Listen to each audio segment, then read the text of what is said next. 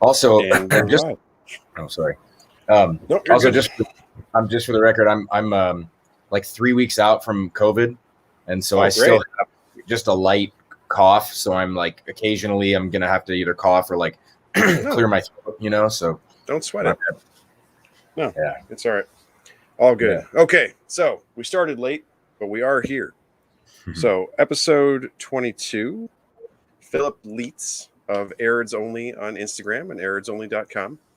Yo. I came to find you through Michael with Desert Gem.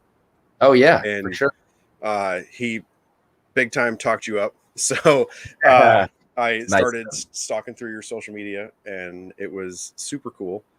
Nice.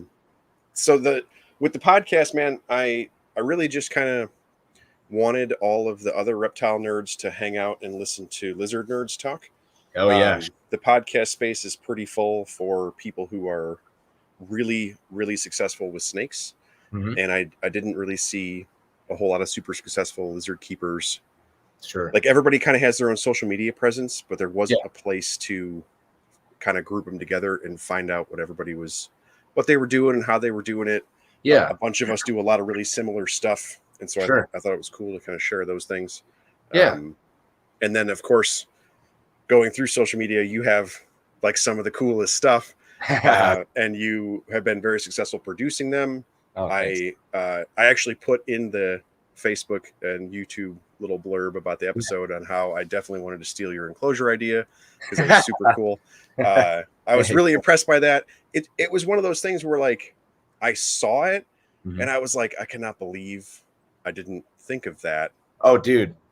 You know? Yeah. So I should just for the record, that was all my dad, frankly. Like really? Well, okay, it's like 50% my dad. So basically, what I was thinking of doing was I had to move relatively quickly. Okay.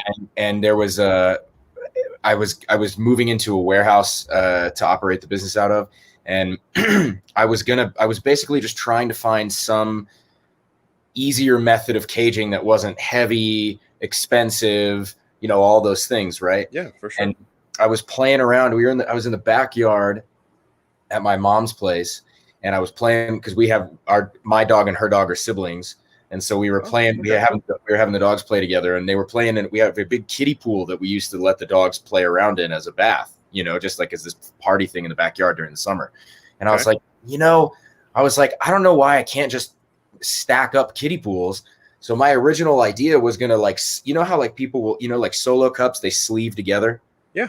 I was just gonna cut the bottom out of the pool and sleeve it like just a couple inches and then rivet it on the inside. Mm-hmm. But then I called my dad and I was like, what do you think of this? And he was like, why don't you just cut the bottom out and flip it over and then drill the rim together? And I was like, oh God, that's way better. Why didn't I think he's a nuclear engineer? So of course, that'll do it. Yeah. Use all of that advanced education to house lizards. That's great. Yeah. And so I can't exactly right. It's worth the education. So I can't take full credit for that, unfortunately. Both my dad and much less my dad. That's like the one idea he's contributed over the years, but like it's a good one.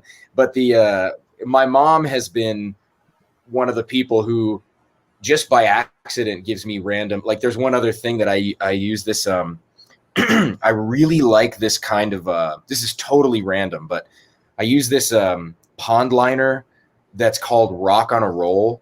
And it's like, they make it for koi ponds and, backyard landscaping and stuff like that. It's basically like a pond liner that mimics rock. And so it's got, it's super tough, really durable. It kind of resembles sandpaper, but without, like if you rub on it, it doesn't flake off.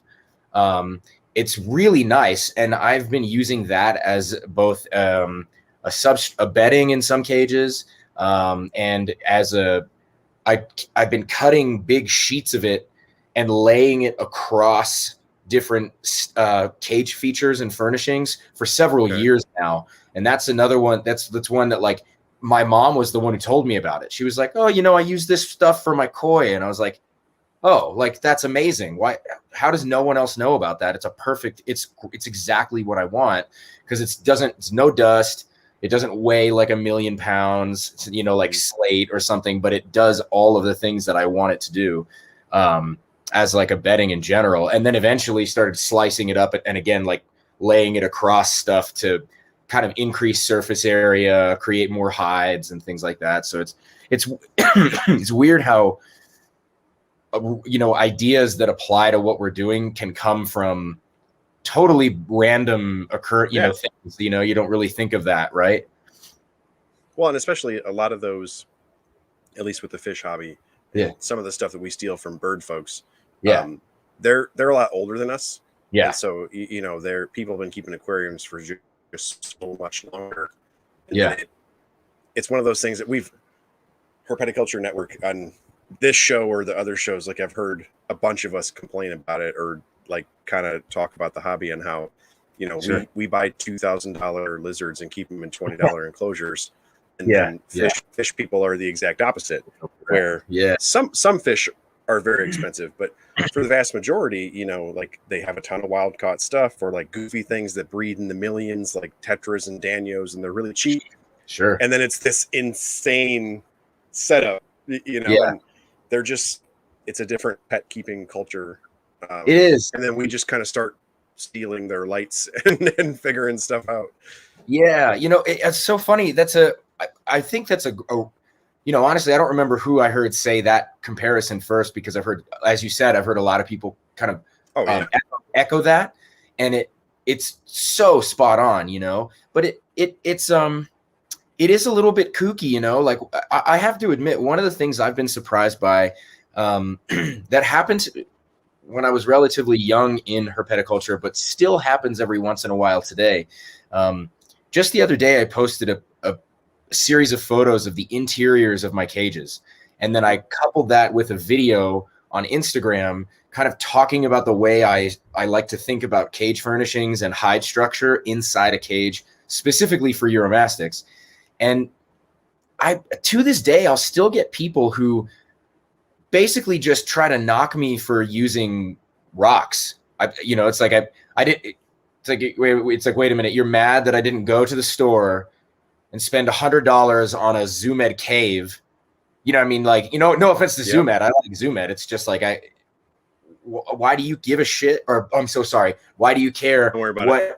My bad, dude. But why do you care what I put in the, what the content of the enclosure is? At the end of the day, function is function. If it works, I don't see any reason that it needs to be something special. And I think that's what a lot of us take from other industries that have been around for a lot longer, is they are so good at utilizing easily available resources, utilizing maybe unexpected resources to not only save money, but make their work easier, And I don't, I can totally understand, like with, if I bought a saltwater aquarium, my mother used to have a big 300-gallon acrylic aquarium, that she spent a decade making this beautiful display.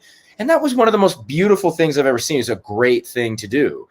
And if I was doing that, great.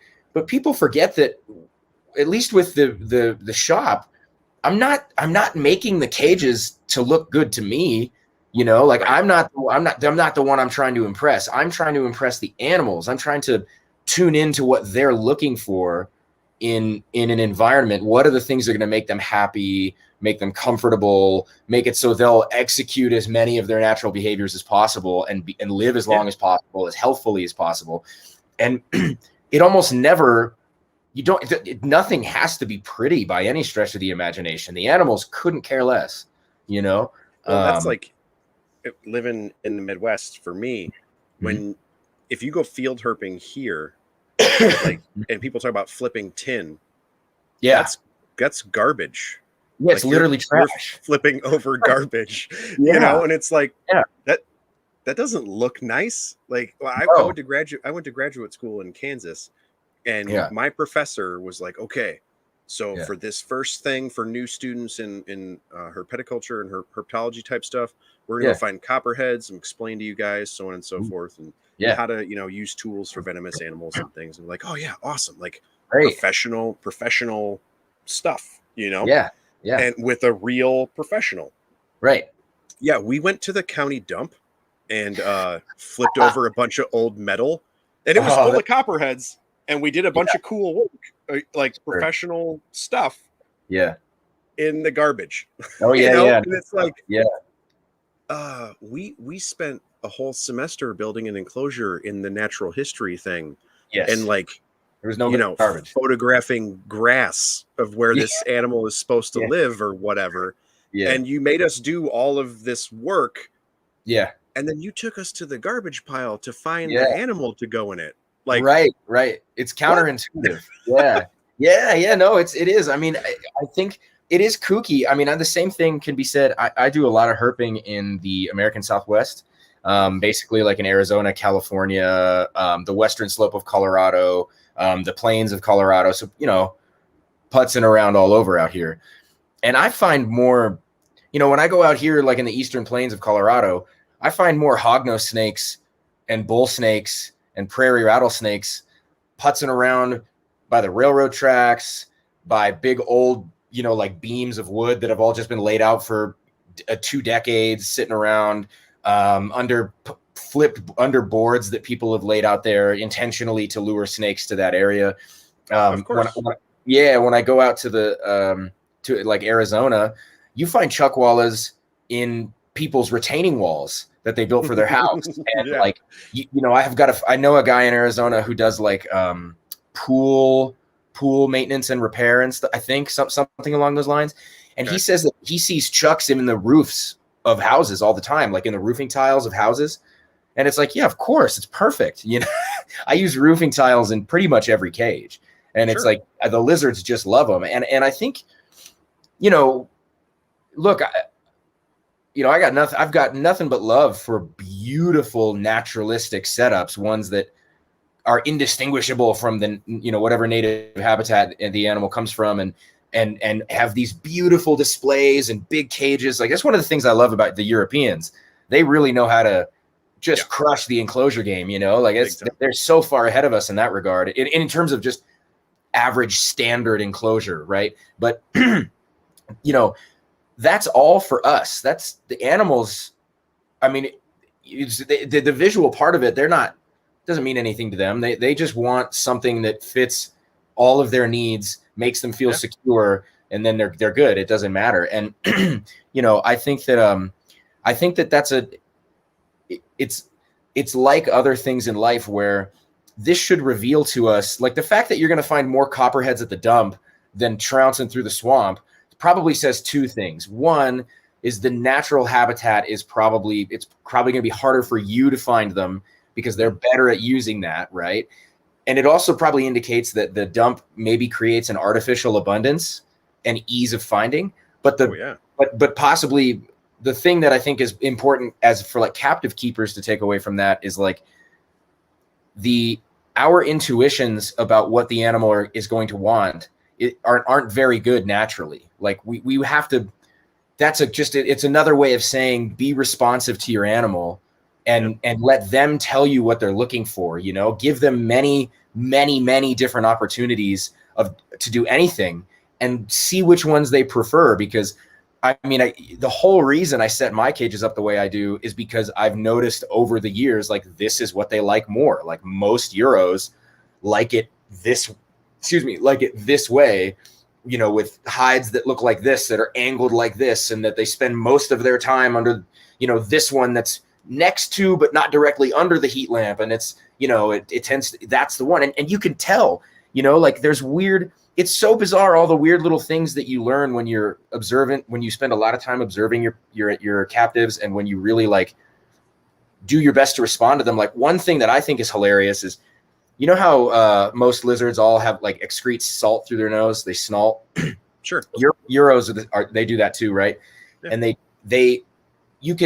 you can tell where the animals have been spending most of their time, because when you pull the cage furnishings out, there's this one area that's just caked with salt. You're like, oh my God, dude, I could scrape it off and use it, salt food with it. There's so much of it. It's gross. Yeah. That's, I keep all sorts of crazy stuff, but for my two large green iguanas, it's the same way. Like, I know where they prefer to bask, either heat or UV or what have you, because the wall in front of that is just gross. Oh yeah. You know, and that's how you know. Yeah, for sure. It's the same thing with chucks. I used to do chuck wallas, and they do that as well. The Euros do it too. The Euros don't do it quite. It's not like, it doesn't seem to projectile quite the same way that an iguana or a chuck walla does, but it definitely snots, you know, it shoots out, and you know, but you see it a lot in the hides because that's where it cakes up. I do notice that I used to keep them in front opening enclosures years and years and years ago. And when I did that, they had the same kind of thing. The basking side would be coated with snalt over time. And I hate cleaning glass. It's like, I don't know what it is. It's just like it's a weird pet peeve of mine. And so I love having everything in open top enclosures. So then I don't have to really clean glass anymore, except for a couple of knoll cages. But, oh man, that's like a nightmare. So I did specifically want to ask about the open top thing. Sure. In that arids only, obviously, like you keep tons and tons of desert stuff. Yeah. How has that affected how you set up heat? You know, are you losing a lot of heat with open tops, or how are you dealing with that? Yeah, that's an awesome question, man. I definitely lose a lot of heat. So I have my shop is split into two rooms. One's a small room that's like 700 square feet. That's like a little office, and it's got a standard 8-foot ceiling. But then the main body of the shop is I think like 16 or 1800 square feet, and it's 15-foot ceilings. So it's very, very tall. And so I do lose a lot of heat vertically. This was still a problem when I was operating out of the basement of my family's home. But it was a shorter ceiling, so it wasn't as big of a problem. When I was there, the ceilings were so short that I was actually able to achieve really the perfect temperature gradients with like 50 and 75 watt spotlight bulbs on each individual cage, which is that's quite minor, as you can imagine, considering how hot Euros need it. That's not very high wattage, right? But the number of cages that I had, coupled with the short ceilings, so I wasn't losing ambient heat, which allowed the basking zones to really build up a lot of heat over the course of the day. But one of the other benefits about it is I don't like well, I shouldn't say I don't like them. It's just for my taste, for the way I like to get things working. I don't like the stacked cages. I don't like the front opening, relatively poor ventilated stacked cages, because it is impossible, downright impossible to get to avoid the rising heat from the lower cages. And it's just just one cage up above the other one. Good luck getting the cool side below 94 degrees. It's like, just good luck, right? And I think it's probably one of those things that long term isn't very good for them. It might be not harmful to because Uromastics are used to a lot, so it's probably not harmful to them in short term. But I think over the course of these animals should probably live 30 to 60 years, which I'd like to say something about in a minute. So if you don't mind reminding me, but I can kind of go all over the place conversationally. So I sometimes need assistance, but I think that the open top cages and the fact that my cages just sit, maybe 8 inches off the floor, they get a truly big range of temperature exposure, so they're getting down to, even during the hottest points of the day, they can dive under and get into parts of the enclosure that are probably in the 70s, pretty cool. They don't spend a lot of time in those areas, but they definitely go there. And especially as we get into the fall and into the winter time, they stop utilizing the hides, or at least on average, they stop utilizing the hides that are directly under the heat, and they start using hides that are deeper and further away from the basking. So you can tell that they know it's time to shut down. It's time to go down for the winter. It's time to chill. And so there's major pros and cons to the way I do it. I mean, for my money, the pros greatly outweigh the cons. So the downsides are as you suggested, and as I mentioned already, that you lose a lot of heat. So you end up spending a little bit more in terms of power, and you spend a little bit more on bulbs because, you're going to have to go with higher wattage bulbs when you have an open top cage. Sure. But I do get a little bit of balance in the sense that I have so many lights that I can, as I add more total basking bulbs around the room, I can drop the wattage on each individual bulb. So there's a trade-off there. The ventilation itself, I think, is extremely important because I think that the way a fully enclosed cage, even when they're well constructed, the airflow through them is just not very good. You get stale air, stagnant air, and I don't necessarily think that's the biggest threat to their health, but I do think it's just one of those small things that over the course of a lifetime adds up to being either somewhat troublesome, it's added stress, it's added work for their body. And with all that ventilation, I mean, they're open top cages, and during the summer I open up the garage doors and all the, I let air, like natural air, just flow through the whole shop. That it's got to be good for them. It can't be. It's good for me, and it's healthier for me because if I'm using a lot of sand in a lot of enclosures, I don't want that dust just floating around. Yes. You know what I mean? So that's also a consideration. But it can be more expensive sometimes. But again, I think long term and at the scale that I'm doing things, it's right what it needs to be. Okay. Yeah. Cool. Yeah. So longevity. Oh yeah. Thank you.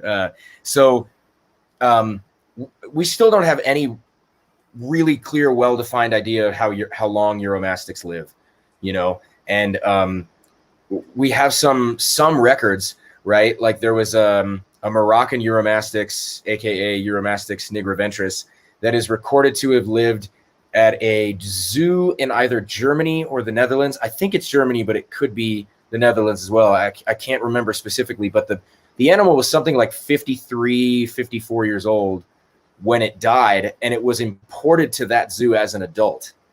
So like, that's a damn old lizard. That's so awesome. I mean, that's a long lifespan for something that's just, roughly the size of a bearded dragon ballpark, and I think that we don't, there's a lot of anecdotal reports of people who say, oh, my Euro lived to 20, my Euro lived to 15, 19, 18, somewhere in that range. And I really think that is an inaccurate, it's not reflective of their true longevity. There's also wild accounts. In Thomas Wilms's book on Uromastics, he's sort of like the scientific Uromastics godfather. He cites an Egyptian in the wild that has like an identification ring, and that one is I think it was like 32, 33 and still the member of a breeding population. And it's like, and Egyptians are huge. I mean, I would be willing to bet that Egyptians probably have lifespans that resemble Cyclura in some way, where they're going to be, they have potential in that 40 to 65 range. I can see that. Yeah, just given how and where they live, and just overall kind of the way lizards shake out. I mean, globally. Yeah. That's that lapdog fat cat sized lizard, that seems to be the sweet spot for getting old and doing a lot of it just a lifestyle thing, I guess, that it seems to be how they live. Is almost all of those type of animals globally are higher heat, but not necessarily. Stuff like that always gets me, in that I think we view stress in the wrong way. And what I mean is like Uromastics, okay? Yeah. So Uromastics to us live in a very harsh, high stress environment because we suck at that. We can't deal with what they deal with. Yeah. But on the whole, Mm-hmm. it's pretty consistent. Oh yeah. Like, if you go to Egypt, it's just hot and sandy all the time. Dry as hell. Yeah. Forever. Yep. And then when you get to the coast, a little different because you're on the coast. Yep. But if you're not, that's just what you get. Yep. You know, as opposed to here, it's like 90 today and awful, and it's supposed to storm tonight and tomorrow, and on Tuesday it's a high of like 64. Yeah, It just drops off a cliff. Yeah, it's really and so if you had to go through that in my backyard every year, well, yeah, then things like toads and garter snakes and stuff, like, if you can hibernate, great, and if you can't, you better make a lot of babies because you might turn into an ice cube. Like, bad stuff happens to you.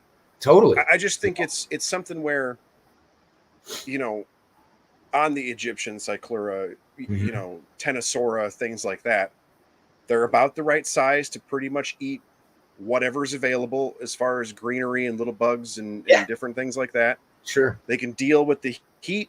They're big enough that most stuff probably won't eat them unless it's a really good bird or a cat that we probably brought there in the first place.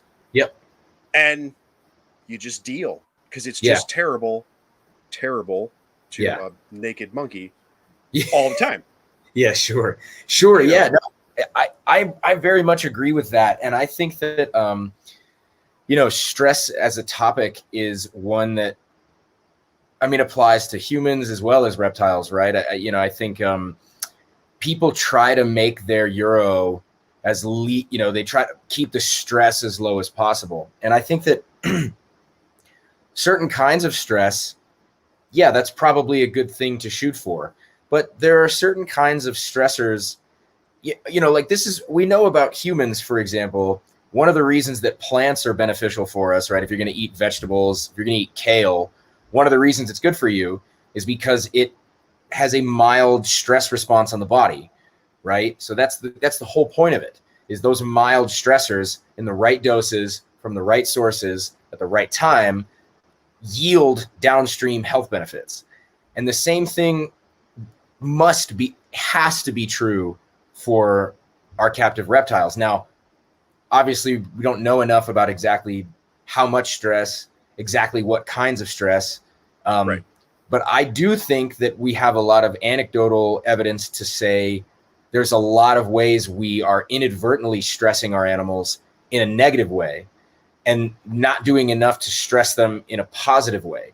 So to piggyback on the topic of temperature that you were just asking me about with regard to the open top enclosures, you know, I allow them to hit some pretty intense extremes when it comes to temperature, especially cold temperature. So, you know, yes, the areas of the world in which they come from tend to be fairly steady throughout the year. And yes, even in extremes, these animals tend to have burrows, retreats, places that they can go to that stay stable. But I like to let them get pretty cold in the winter. So, you know, I have both the basement that I used to operate out of and my shop now currently, they have concrete floors for starters. So you're going to get a lot of cool temperature transfer through the ground, through that through that concrete floor. But also the current shop that I'm in has a garage door on one side. It's just a big garage door, you know? So I very much take advantage of the way it gets cold here in Colorado to let the temperature drop very, very, very cold. You know, sometimes at night in the wintertime, it can get really, really cold, you know, like in the low 60s. Every once in a while, if I have like a really brief power outage, you know, for 20 minutes because of a rolling power outage, it'll drop into the high 50s. And I'll tell you, animals, they could probably take 20 degrees colder and they don't skip a beat. They're just a little slow, you know, that's it. They just slow down. And part of the reason, there were several reasons why I started thinking this way. One is you can find photographs of Egypt where it snows once every 20 years, right? And there's no way there's not animals, you know, specifically Uromastics exposed to those temperatures in some way, right? Yeah. So that's one. Another is that how many of us now have seen iguanas that freeze in Florida and they're not dead? They just temporarily shut down for a while. Another reason is that Bert Langerwerf, who, for my money, at least as far as I know, he's the GOAT. He's the greatest of all time. He did everything. He did everything. He's one of the smartest dudes ever. Legend, right? That guy kept Moroccan Uromastyx, along with obviously all the other reptiles he did, outdoors. And that was northern Alabama, right? I mean, it was, or at least Alabama, I'm pretty sure. If not northern central, there's all those old photos of his farm covered in snow. And those animals were fine. He knew exactly what he was doing. He knew to trust the animals, to trust their abilities, to trust their intuitions about where they need to go, given enough places in their enclosure. When inclement weather happens, they know exactly where to go. They're not stupid, So this was part of it. And then the last one was, I went with a friend of mine out to Arizona in really, really early March, like first, second, third days of March. And we were looking for whatever we could find, because we were just like, who knows, stuff might be out. It's still technically winter, but stuff has got to be doing something. We found chuckwallas everywhere. And chuckwallas and Uromastyx have a very similar ecological niche, right? And there were chucks. We would get up in the morning, put hoodies on, because it was like 42 degrees in the morning in Arizona at this time of year. And we'd put hoodies on and we'd go out, and the chuckwallas that we saw yesterday in a crevice were still in that same spot. There was no other place that they were going. They were stuck in that crevice, and it was fully exposed to cold, cold, cold temperatures. Hit a temp gun and it's 48 degrees on the lizard. And the chuck's just looking at you, they're so capable, and we don't give them enough credit for what they can tolerate and the kinds of things that we're probably going to find out at some point are very necessary for long-term metabolic health, which is one of the reasons that, earlier I was saying I don't like the stacked vivarium as much. And again, I don't want to talk too much smack about that, because I have lots of friends who use those and they do great with them. I'm not trying to badmouth that at all, but it is difficult. And I think that when you don't have the opportunity for each of your animals to really experience a great range of temperature, many ranges of humidity, periods of time without food, periods of time with one kind of food available in abundance, periods of time where you demand more of them in order for them to get their food. So what I was mentioning earlier about the negative ways we stress these animals, one is I think we leave a big giant bowl of sopping wet greens constantly every day. You have to feed them every day, right? Everyone thinks this. You got to feed them daily, and it's this big pile of sopping wet greens. That's nothing like what they get out in Israel, Egypt, Saudi Arabia. It doesn't resemble it in any regard. And, so taking considerations to keep not just the amount of food slightly lower, but also the frequency of availability. I mean, you can look at the animal and you'll know if it's not getting enough food, because it's going to lose weight. If it's maintaining weight, thick legs and tail, good activity, good bowel movements, you don't have to continue to just pound it with food. I think I've harped on this in recent months, that I don't think people are taking into consideration the negative effects of excess dry foods. So specifically things that we've all heard about for the last 20 years about Uromastyx: seeds, lentils, bee pollen, processed dry foods like reptile, juvenile iguana foods. Now, on their own, those things are great food options, but all of them together and left in a bowl in the cage for the animal to eat whenever they want is not a good thing. That's not good. They're not supposed to have that kind of food available to them on a constant basis. We don't have any idea about what the long-term effects of that kind of food load on their gut and their body. they're not supposed to have that stuff all the time in them all year round. It's very likely that in the wild, their food availability is seasonal, just like all animals, and it's, the greens are one thing. Like, it's probably not as bad to have a pile of greens every day as it is to have a pile of dry food in that cage every day. And especially with things like super dry, hard to process things, I just think it's a bad combination. And I'll try to. I'm going to cap it there. So, no, I love it, because I am a Uromastyx sinner myself. Oh, nice. In that, I definitely don't feed my Euros every day. I don't feed anything every day. I have in my shop, man, I don't know, like 100 different species of reptile, 24 species of invertebrate. We have just so much stuff. And I'm one of those snake people that, like, I feed my pythons when I remember to. Yeah, no, same. Or, and when it comes things that eat bugs and things that eat greens, a little different. You can't, benign neglect is not okay. Yes. But I mean, I don't know.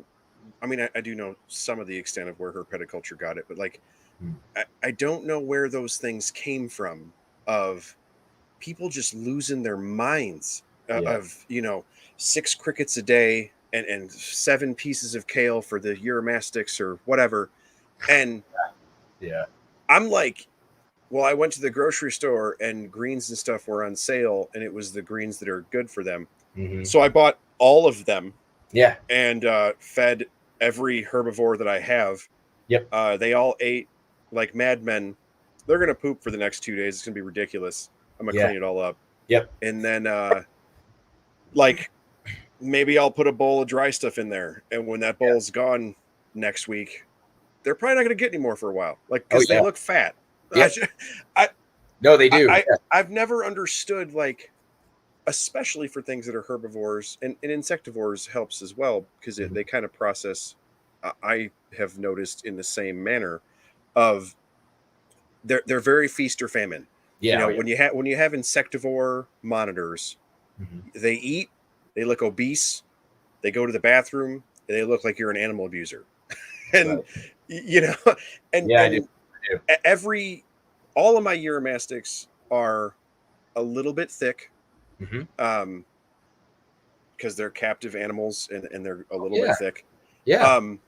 But I'm a book nerd, and I love to read about reptiles. I have since I was a kid, and I've read all the books that everybody else has read, and we've all seen pictures of all these reptiles in the wild, and they all look awful.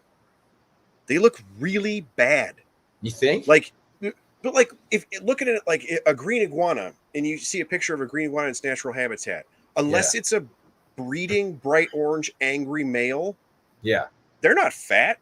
Like, I can see their legs. Like, they not like beat up bad. Just I totally understand. They, and because especially if that animal was out, aside from crazy telephoto lenses, if that animal was out to the point that you could get a really good picture of it, for one, you either caught it and then posed it for a picture, or for two, that animal's not very good at avoiding birds. So, they always look like these little skinny rock lizards that some dude took a picture of. And then occasionally you'll get, especially for the Uromastics, occasionally you'll get the beautiful colors and so on and so forth. But like, all of the really beautiful Uromastic shots are in captivity. Because they'll sit there fired up, teal and beautiful, and you could get 7 inches away with a Nikon or whatever. And then it's like, oh yeah, that thing works out. Well, right. No, so I'm I have a lot to say about that too. I think when we're talking about offering food, I think you're doing the right thing by not feeding him every single day. I think that's the way you need to be introducing elements of chaos into the schedule for them. It's going to keep them on their toes. It's probably going to keep them metabolically flexible. It's probably going to keep them like psychologically with it. You know, they're not going to get lazy and bored and aware of like, I always have food in the food bowl. You know, like that's not the way it is. I do all kinds of stuff where, you know, from spring until right now, basically, you know, yeah, I'll definitely have days where the animals don't get fed, but I also do a lot of like different kinds of food presentation. So, you know, I have 2 or 3 months during the summer when I can collect hollyhock flowers from my mom's yard. And for real, for 2 or 3 months, they get, you know, nothing but hollyhock blooms. Yep. Really, like in wild plants, right? So there's a short period of time where an overabundance of food creates a plethora for them. But then after that, you know, they'll go back to other foods, and I do it. I always try to give them something in a different way. So sure, they have their bowl in the cage where I put most of their food most often. But for example, today I spent hours at my shop. I went through every single cage, and I put food in very specific areas around the enclosure, and I made it so they had to walk through, they had to stumble upon their food, they had to work to get their food. You know, I'll have whole days where what the animal gets is one big whole leaf of turnip greens, uncut, everything. It's just one big leaf, and I'll taunt them with it, and I'll make them run around the cage. You know, I'll make them do 5 or 6 laps or something before I throw the thing onto the bowl, and then they tear that thing apart. Sometimes I'll hang it, right? You see people like hang food for tortoises. I've done the same thing for the Uromastics, make them tripod for their food. I do things about like where I'll take a thing of turnip greens and I'll roll the leaf up so it's like a sushi roll, and I'll plant one end of it under a stone. So not only is it held in place, but it's forced to stay rolled up. And then the animals come over and they pick and they pull. They have to pull their bites off of the thing, off of the main stem of the leaf, right? Yeah. I think all of these things help them stay psychologically happy and help make it so they're having to put work into finding and gathering their food. This is what they would do in the wild, you know? I mean, and as you said, I think of it just ever so slightly differently, which is when I look at photos of Uromastyx in the wild, to me, they look perfect. That's exactly how they're supposed to look, you know? Yes, so I know what you mean. So I don't think we're disagreeing here, but I just mean that to me, they look perfect. So I'm always trying to match the animals I have in captivity against what I see in the wild from a physique perspective. Yes. And you know, you have some animals that are definitely stockier. So your dispar complex animals, your Moroccans, Mollies, Flavofasciata, right? All these animals do have Egyptians too, have a stockier build. But the other thing the other bit of information that we don't get from photographs in the wild is we don't always get time of year, right? So yes, okay, So another thing I think about a lot is I try to, you know, we have all these different methods for cycling animals. We have temperature and photoperiod cycling. We have food cycling, right? Where people do that with monitors a lot, where you pound them full of food and that instigates an ovulatory cycle, right? So what I like to do with the Euros is that food cycling, I'll take it to a further extreme. You know, throughout the whole of winter, they'll get fed maybe once a week. I mean, and as you said before, it tends to be more like when I remember, you know, and that's because, you know, I'll look around and I'm like, you know, that one, you know, it looks like it's it's got no belly. Maybe, I haven't fed him in like 5 days. That's why, you know, like, or whatever. And I'm obviously not neglectful with it. But I also like to in the winter, I keep the food that they do get tends to be really, really low nutrient content, relatively high water content, and they get it in really, really small amounts, right? So, and then as we build into the spring, right? As soon as it starts getting to the point where I'm introducing males and females, the females are getting tons of variety, lots and lots of food. The males are not. The males, I don't want them eating a lot. And, because as we know with all reptiles, big overweight males tend to breed less, Yep. So, but the males are out sooner than the females, and they also don't seem to be as interested in eating quite as much food during the breeding season. They know what's up, but then also, I think that it's also true. There was a snake guy. I think it was Vin Russo, actually, right? I was listening to a podcast with him, and he was talking about boas. Yeah, I think so. Yeah. He just kept repeating seasonally. I don't remember if it was that one. Okay. I think what he said. Sorry. No, it's okay. It's okay. I think what he said was that the meal immediately after they give birth that's when they're building for next year. Yeah. Right. So I was like, oh, that's really brilliant. And one of the reasons I think it applies to what I'm doing is, in my experience, a lot of female Uromastics don't really eat after they mate. So they mate with the males, and they'll go through like a week or so where they look like they're kind of almost having like a morning sickness, where they leave their food to dry and they kind of like don't come out. They'll maybe hide a lot. And you're thinking like, did something wrong here? Did something happen that's not right here? But they all do it. I mean, everyone I have, they all do it. It's very rare that my female Euros, after they mate, will just pound food, which I used to keep and breed bearded dragons, and it was the opposite with them, right? Sure, they would mate and they kick their food intake up because they're developing all the eggs. But I think with Euros, they're probably a little bit more like tortoises and a little bit more like other reptiles, where they're probably not going to eat a lot in advance of laying, and they're probably just using up a lot of fat stores and mineral stores and stuff like that. And so I've started to think more about feeding the Euros after they lay their eggs, because and I'll tell you, I had one animal in particular that was the one that kind of was the impetus for this, which is my adult female Egyptian. She does this like clockwork. She gets huge, ovulate, gets big, eats like a farm animal, gets all fat, mates with the male, and then quits eating. And she might eat like 3 bowls of food between when she mates and when she lays her eggs. She just doesn't want that much.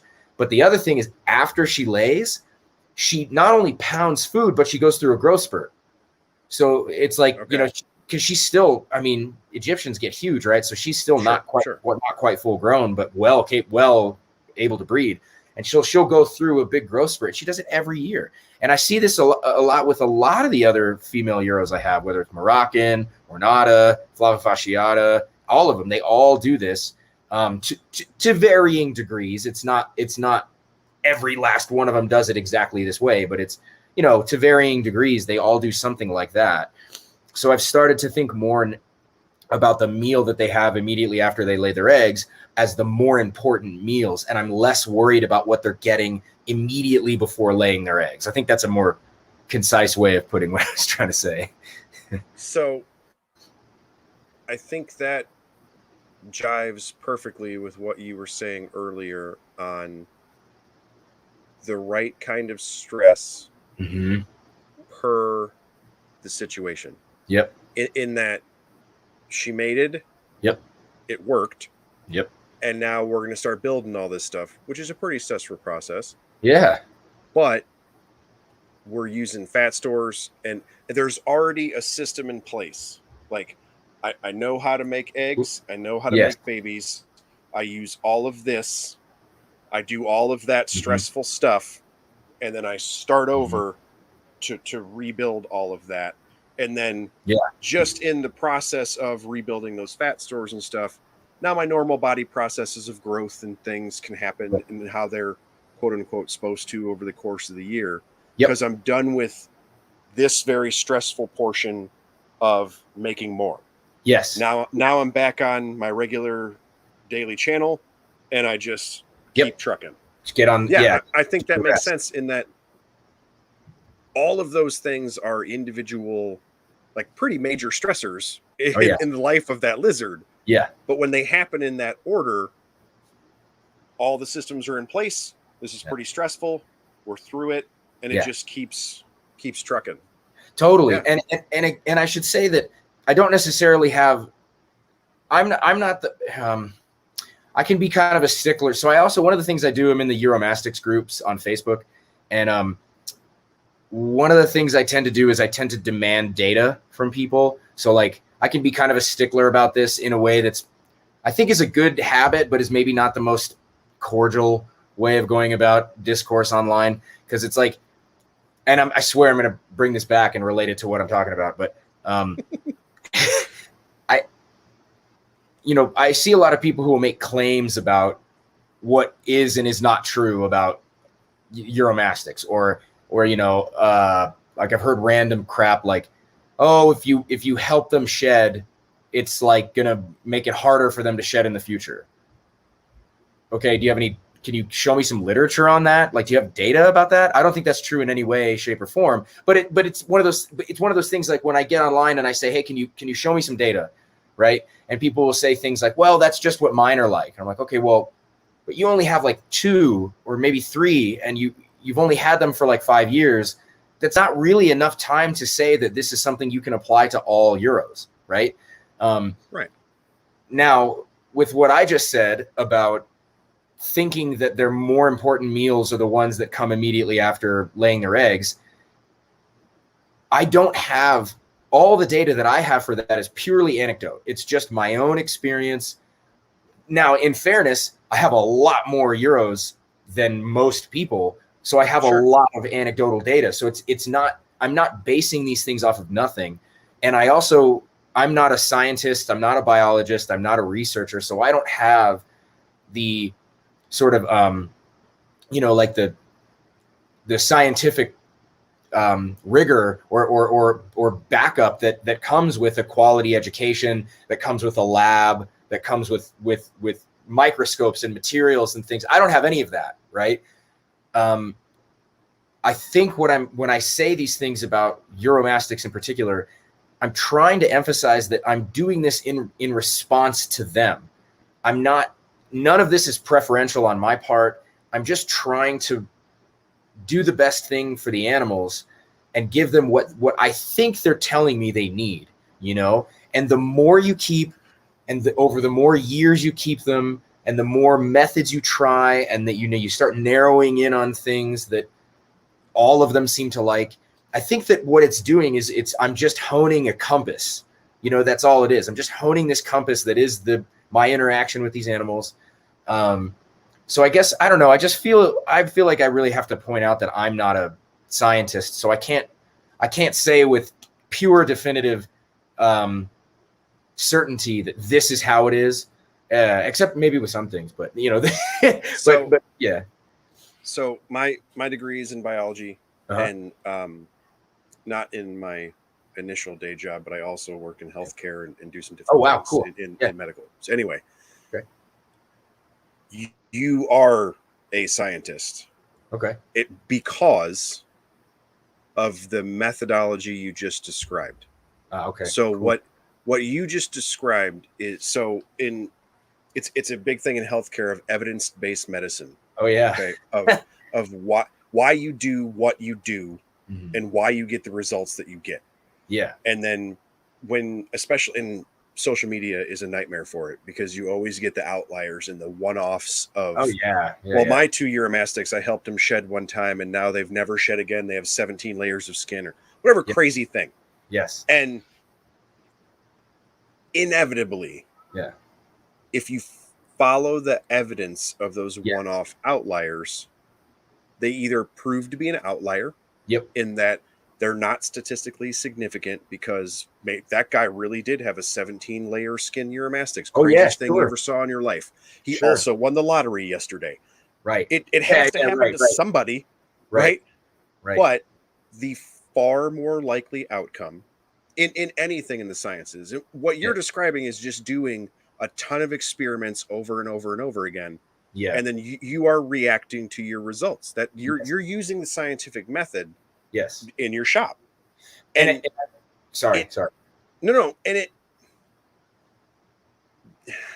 that will never, I shouldn't say never, but most of the time that won't play out well for your interactions on social media. Yeah, no, it certainly doesn't. I can assure you. Well, because your average person isn't doing that, Right. and they experience this one thing that doesn't match with what you're saying, and they usually don't have enough experience, and probably don't have enough background knowledge to have an explanation for what it is that they're seeing. And so they go with the most likely thing based on their very limited knowledge and experience. And then they see someone like you or me or Justin or any of these guys that have a bunch of experience with all these different things. Yeah. And we say something, and it's like, well, no, it's this, this is how they lay eggs, and they don't really eat all that much. And then she's going to lay eggs and eat a ton, so on and so forth. I've seen it like 50 times. Yeah. It'll be okay. Oh yeah. And it adds stress on our end, or the human being's end is asking the question, in that, because they're always worried about the animal. Yeah. They don't actually know you. You're some Uromastyx dude off Instagram. Yep. And what you say isn't immediately reassuring. Yes. And so now there's a social media argument and just normal American culture of ridiculousness. But sure. On your end, don't knock yourself because you're not a degree carrying scientist. I'm telling you, just the 56 minutes of conversation we're having at this point. Yeah. What you described is the scientific method. Well, in that you tested, and you're testing and changing and moving, and stacked enclosures versus open top, and how you did lights, and you open the door, or you're changing wattages as you go. And dude, that's testing. You are testing and going off of results, and everything you've said has been evidence-based herpeticulture instead of evidence-based medicine. Sure. Yeah. And I should also say, I mean, I appreciate that. I mean, I do think I vibe with that. I feel that, but I should also say that I think it's really important that I'm trying to prove myself wrong. You know what I'm saying? Like, and what I mean by that is, when I'm doing experiments with my enclosures and something looks like it works, my first instincts are, how could I be wrong about this? What else could it possibly be? Because that is it would be backwards if I was trying to prove myself right.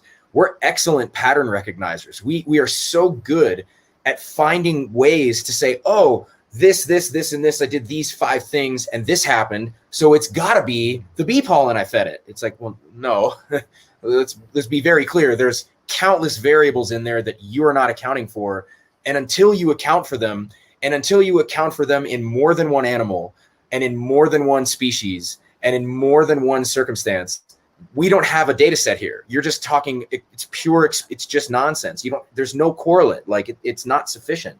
And so this is one of the reasons I get a lot of heat periodically in the social media realm. And it's not, I should be very clear, like, most of the people in the Uromastics Club group on Facebook has like 15 or 18,000 members. It's a lot of people.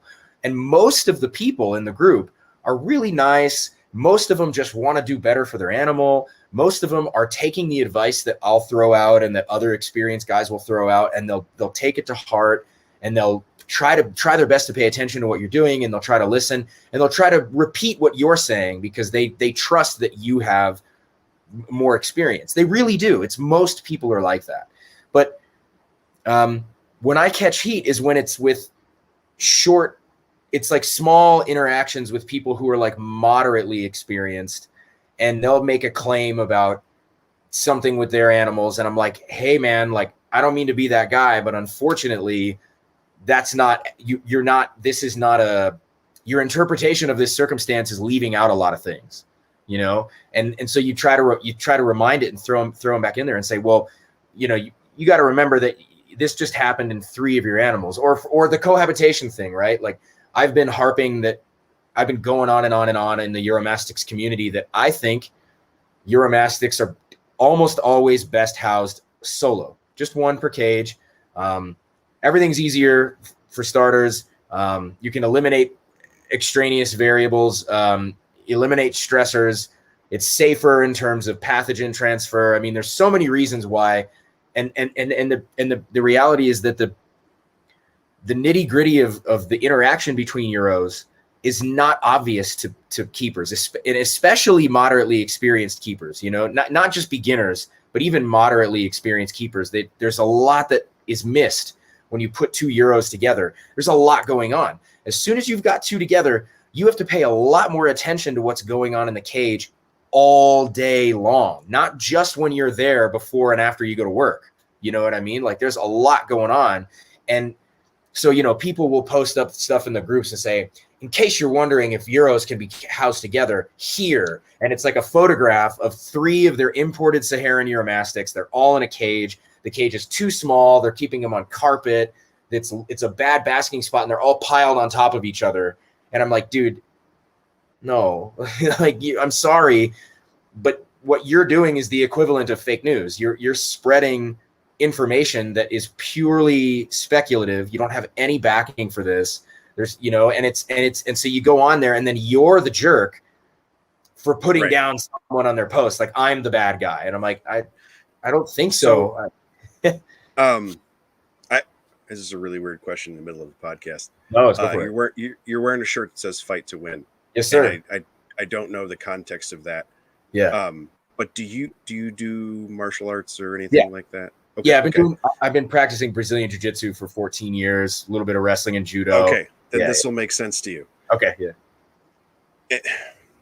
There's a couple of ways to verbalize, I think, in my brain for what you're talking about, in that when you go from beginners to advanced in that little in-between area of your experience, no matter what it is, but it comes up a lot in combatives and in firearms and that kind of stuff, of, you know, just enough to be dangerous.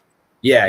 And people who haven't been around and hear that think it's a good thing, and it's not. It's a negative statement of what it means is that you know just enough to make a very bad mistake. Oh yeah, because you're a moderately experienced person in whatever it is. In this case, it's keeping lizards. Yep. And so you've seen a handful of things. You've overcome some adversity of, you know, dehydration or import animals, so on and so forth, and everything is going well. Yep. And so now you, with confidence on your end, but really no reasoning, you extrapolate that to be, you are ready for the world. Yeah. You're ready for whatever comes next. Yes. And so you start to make strides. And now I'm gonna house animals together. I'm gonna start changing some things up. You feel confident because you overcame some small adversities of things, especially people that get imports and wild caught animals and then are successful with them. That's a wonderful feeling. Yeah, it's hard. In herpetoculture, it's a big deal. Like when you talk to people and they're like, oh, hey man, you know, you got import Uromastyx, you got import viper boas, you got this weird thing that eats lizards or whatever, and now you're doing well. Like, cool. Yeah. You know, and those folks then, you know, the next challenge, the next thing or what have you. Sure. And then you get this person who is like, I'm 50 steps ahead of you. And on step 7, dude, everybody eats it on their face. Yeah. I'm telling you, man, if you can just get to step 8, I got you to get to step 8. And they're like, I'm going to face plant step 7 and you can't stop me, you know? And so I see that end of that of, you know, just enough to be dangerous. And it from your description, it feels like that's what you're running into is those people who overcame a few levels of adversity, just made it to blue belt. Now they're going to come get you, you know, and then you're going to smoke them. You know? And it's sure. Yeah. So, you know, I made it. I'm ready for the next thing. And you don't, and you did. And that's awesome. And it's a great thing. It's no small cheese, man. Yeah. But you, and I kind of equate those, because I've always argued that herpetoculture, as opposed to herpetology, being a hobby, I've always thought of it like like an artistic hobby. And that if you, my example on a million interviews I've done is, if you were a woodworker as a kid with your grandpa, mm-hmm. and then you did that until you were a grandpa, you're probably not an amateur. You're probably a professional artisan woodworker. Yes. You got an idea of what you're doing. Yeah. And this always feels like that. Whenever I talk to guys like you who have done a gajillion different things and are now super successful, and your Instagram has beautiful lizards and bunches of eggs and different species now. It's not just Uromastyx, it's other stuff, and on and on, you know, open top enclosures. There's a whole shop full of them, and like just the coolest stuff. Yeah. Nobody ever sits there and is like, hey man, when you were first keeping Uromastyx and you really sucked at it, you know, like yeah. So we lose that so fast, especially over social media, that now when you are coming back to talk to me and you're like, hey dude, you really should keep them solo. I tried out keeping them together and it sucks. These are the 6 or 8 species I tried with. It just never worked. And on and on and on. And this is how I developed my method that you see all over Instagram. And it's so awesome. Like I'm telling you how I did that. Yeah.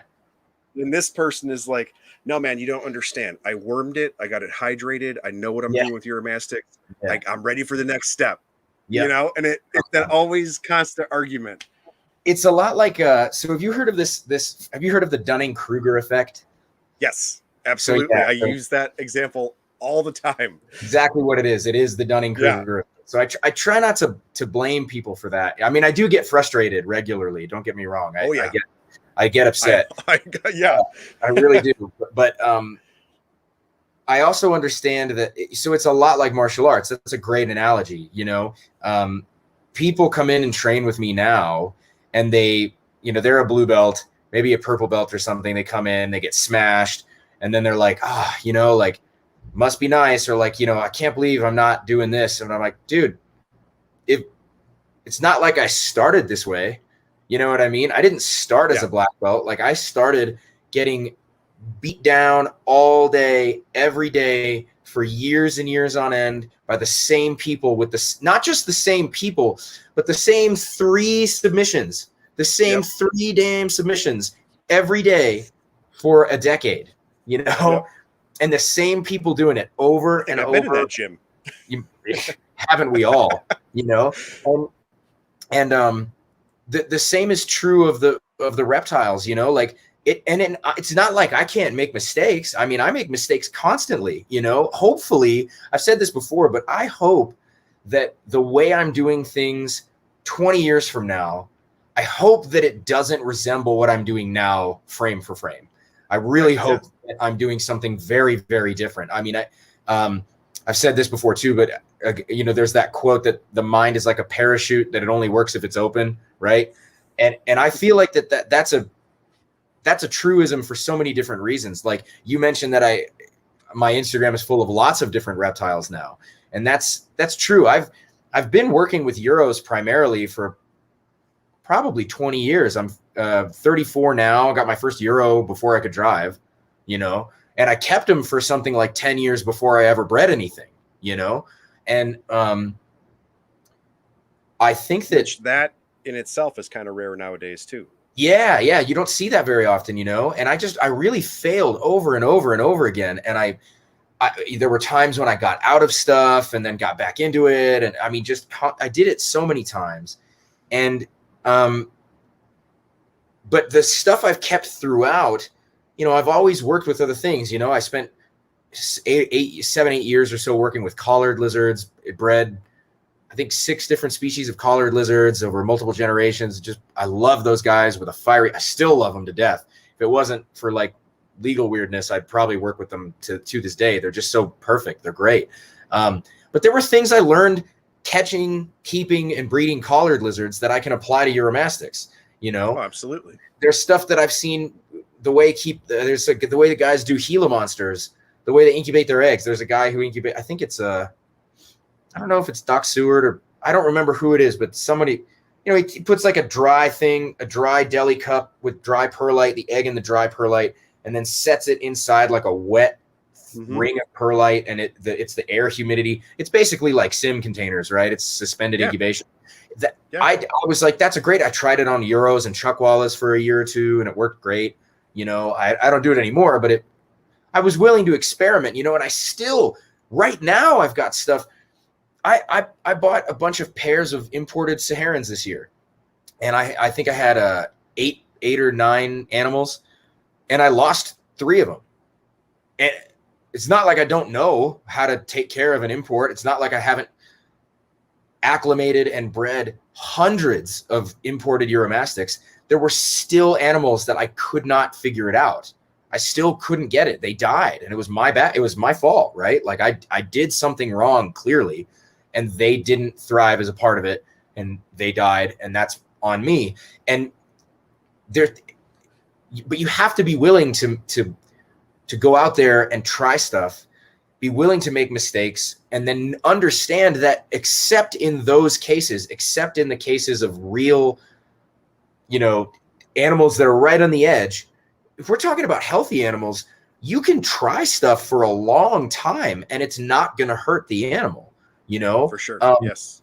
I'm a couple of things I'm trying to do in the next couple of years is I'm going to set up multiple incubators, and I'm going to try to find out how temperature affects the sex of Uromastics of many species. And I'm going to take, I'm going to have like 3 or 4 different incubators of different temperatures.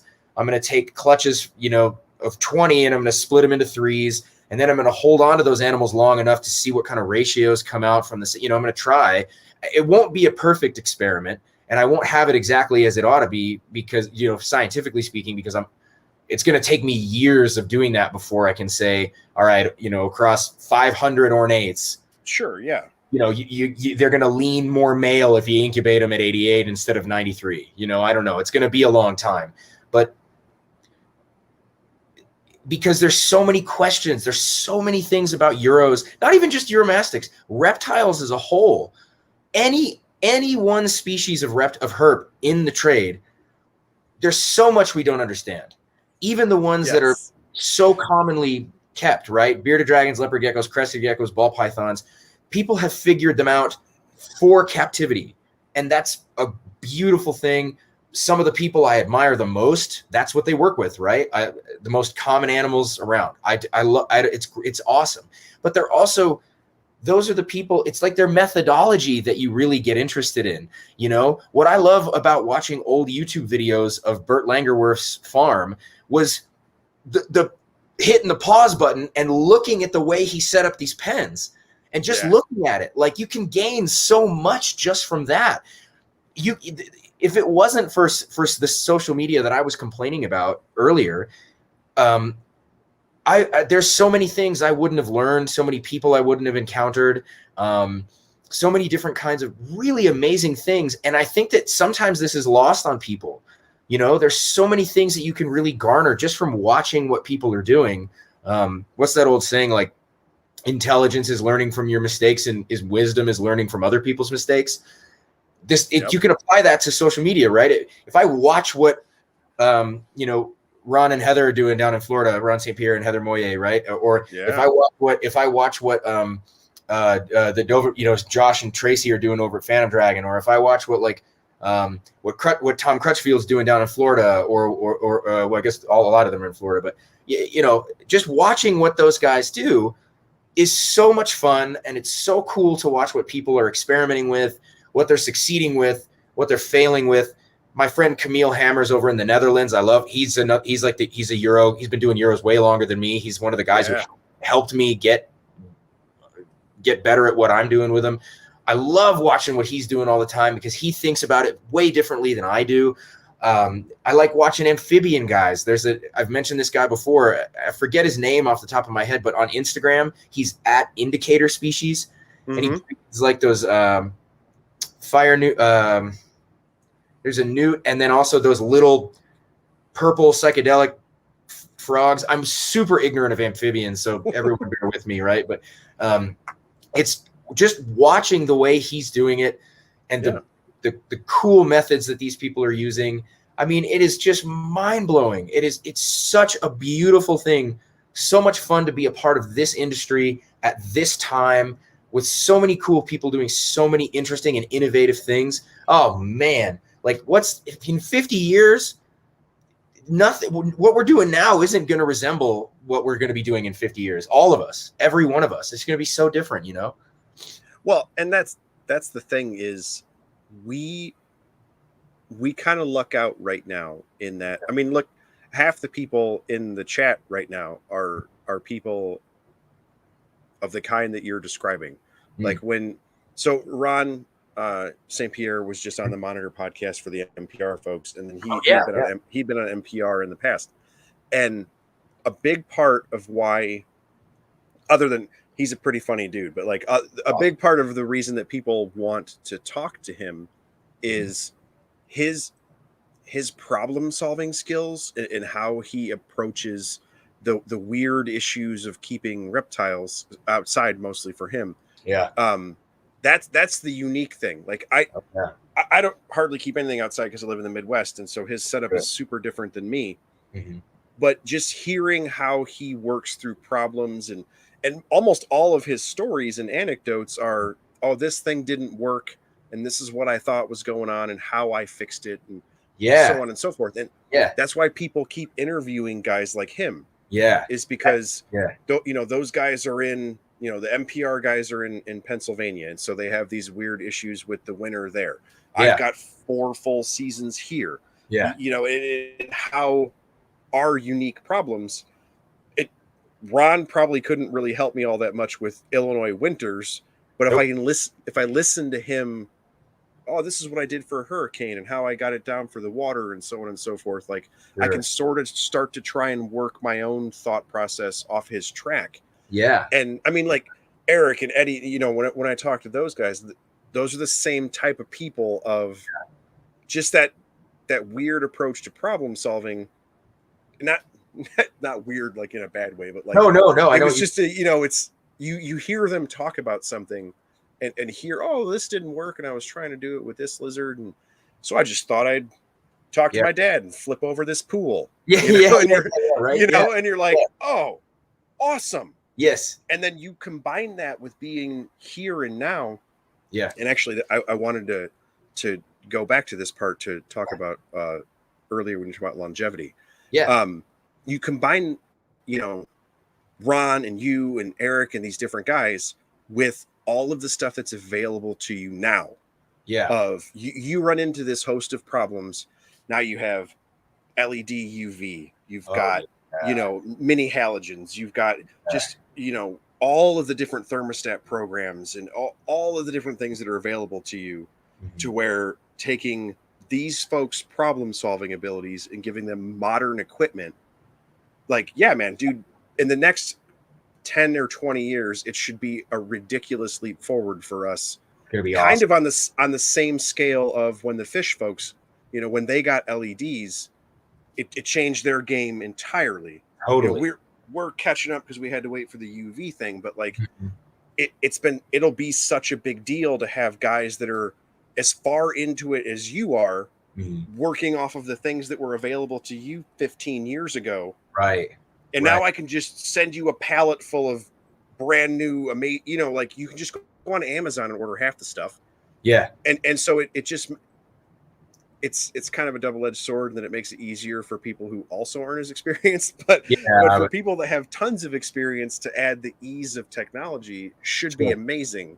Sure. I think you're absolutely right. Like, I think like that woodworker thing. I think grandpa version of you won't look like the shop full of Uromastics you got now at all. It'll be something else for sure. I mean, I'll probably still have Euros, but it'll be a whole, I'm losing my mind about, I get psyched when I'm hatching F2 Ornata. I'm just like, all right, yeah, 2nd generation captive bred Ornates. That doesn't happen that much. But, I've got my eyes on when I've been breeding them so long in captivity, I can't keep track of what generation they are. That's and to maybe expound on what you were just saying, I think even when stuff is easier, so let's say in 50 years, your new keeper for Euros can pop into the trade, and they can go down the street and buy the Arcadia brand, the Zoomed brand, the Exoterra brand Uromastyx kit.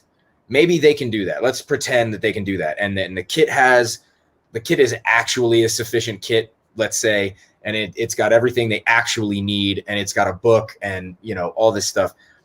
I think that's going to allow for a lot more interesting innovations in the well-being of the animals in particular. And what I mean is, one of the one of the really interesting things I've noticed over the last, I don't know, let's say 5-6 years, where I have a relatively well laid out formula now. Like, I still make lots of tweaks to the things that I do every year. I still experiment a lot every year with different methodologies and different just random stuff. But for the most part, fall, winter, spring, summer, they go roughly the same. I kind of have a good routine going now.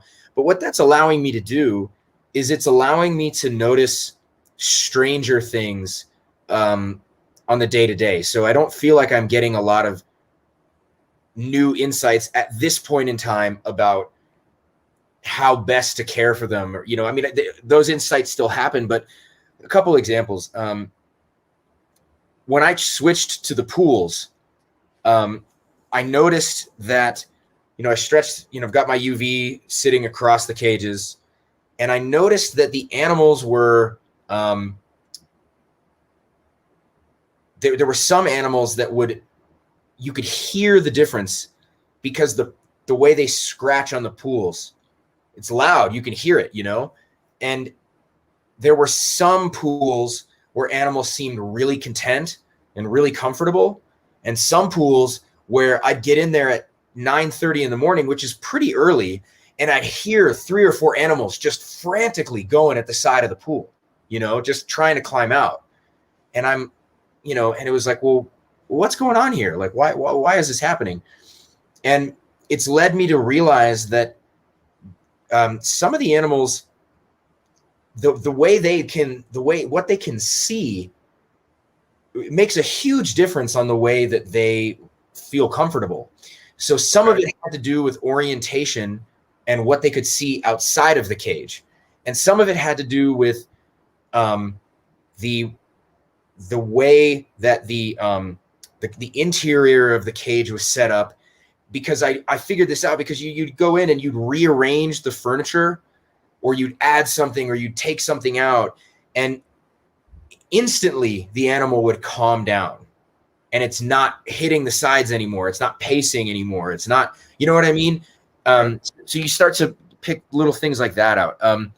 I started to pick out that with my baby Uromastyx, one of the things that I have to look out for all the time is aggression between clutch mates, and not aggression like we think of like nipping toes and tails, but aggression like chasing and side biting and all these things that can be a really, really big problem. And in certain species like Flavifasciata and nigroventris and Maliensis, this happens instantly. Like the second you get the babies in the enclosure, it's a ticking time bomb. You've got 3 weeks maximum. I'm going to bet $1 million anybody 3 weeks maximum before those animals are beating the snot out of each other. Right. And so you have to be aware of this. And it used to be that I would wait and I would see animals chasing each other, and that would be the impetus for me to say, okay, I need to split them into smaller groups now, right? Well, now I have 2 other ways that I can find that, and one is their poo. If the animals are happy, their poo is solid, and it's pelleted, and it dries out quick. If the animals are upset, they have runnier poo and they smear it, and it's all over the cage. And that's happening because of an elevated stress from animals beating each other up. Okay. The second you split them up, all the poo resolves back to a pellet, and the animals are fine. And it's one of those things that you can see the poo change before you see the animals chasing each other. You can also it's the same thing. You can hear it. The way the animals run, you can hear the difference between the way an animal runs when it's just exploring and the way an animal runs when it's stressed out, trying to get away from another animal or trying to do something like that. With animals that I'm pairing together to breed, some of them breed instantly. Like you put them together. If the female's ready, the male will mate with her. It's done. You write it down. Fine. No big deal. Some pairs, maybe one of the animals is really timid, and when you put its mate in there, the animal bails and goes into a hide. Well, I'm not just going to take the animal out. I'm going to leave the animal in there and wait for them to see if over the next hour, when the one comes out, if they're going to mate or if they're not. Like that gives me an indication of how long, like depending on her reaction, the female's reaction, it's going to give me indicators about whether or not she's not ovulating yet, or how many, if I can expect her to mate next week as opposed to 2 weeks from now or tomorrow. Like there's weird things you can find, but I can hear across the shop when a male has latched onto a female, and when he's dragging her around the cage and they're going to get ready to mate. It's a totally different sound when the female flips over to reject the male and he spins on top of her to mark her like his territory. It's a totally different noise, right? There's another thing, and this one is, I actually haven't mentioned this to many people because it's it's not until this year where I really feel like I got a good sense of this. How there's a lot of monitor guys who can tell when their animals are ovulating. Mm-hmm. They like hang around and there's a big distended belly. They know, right? And this Uromastics, they have something very, very similar. What I've noticed is that when females are ready to breed, specifically when they're receptive to a male's advances, they do a couple of things. They're polishing off their food bowl every single day. They're packing food in like you wouldn't believe, right? You could keep putting food in their bowl and they're going to keep eating it all day. The second thing is they're lazy, just like monitors. The females, instead of disappearing and going into a hide, the females are out laying around on rocks, hanging out, somewhere like on a log, like in a nice relaxing position. And and then the other thing is they tend to be at their brighter colors and their big bellies, maybe not distended, but they're big bellied and they're at their hot colors. They're real nice looking colors and they're laying around doing this thing. I can tell when the female Euros are ready to be bred by a male, because what I've found now, is I can see when the animal's doing that, and I'll take the female out and I'll put her in a male's cage and the male mates with her instantly. And almost always when females are not receptive, they're not doing those things. Sure. I just one of those things that you don't notice until you've had a sufficient number of animals and you've seen the animals do this kind of over and over again. And you're like, oh, I think this one might be receptive. And you put her in with the male and they just breed and you're like, oh, wow, hey, that worked out really well. That's what I really like about streamlining the rest of my methodology is like, I love being able to pick out those small things about the animals that makes it feel new for me. It's like, oh, I never did this before. I never thought about that. All those guys who were talking about it with monitors, they were way ahead and they knew about it. It's the same thing in Euros. I don't know why I never thought about that before. It's really, really, really fun. So that makes me like, so you were talking earlier about 50 years from now, we'll go buy a Euro kit down the street. Maybe. Yeah. And so that to me is right now, with all of your experience and technology catching up, it's pretty rapidly making it easier for you to just get to baseline healthy animals. And then you're going the advanced further step of trying to breed them and now having to, deal with all the different things with that, with health and how they act and on and on and on. Yeah. So there's new facets of keeping because you are doing a different activity. Yeah. But the crux of it is, and it kind of goes back to when we were talking about, people giving you a hard time on social media or trying to talk to those people, is we're still we're not quite to fish people yet. Yeah. To where not everybody can just show up and get whatever and keep it at a baseline. Yeah, it's true. And it kind of, even some folks in the chat were talking about the Dunning-Kruger thing of it. I think that really is a major part of that, is that a lot of those folks are really just trying to get to keeping well, to keeping a healthy animal alive for its projected lifespan.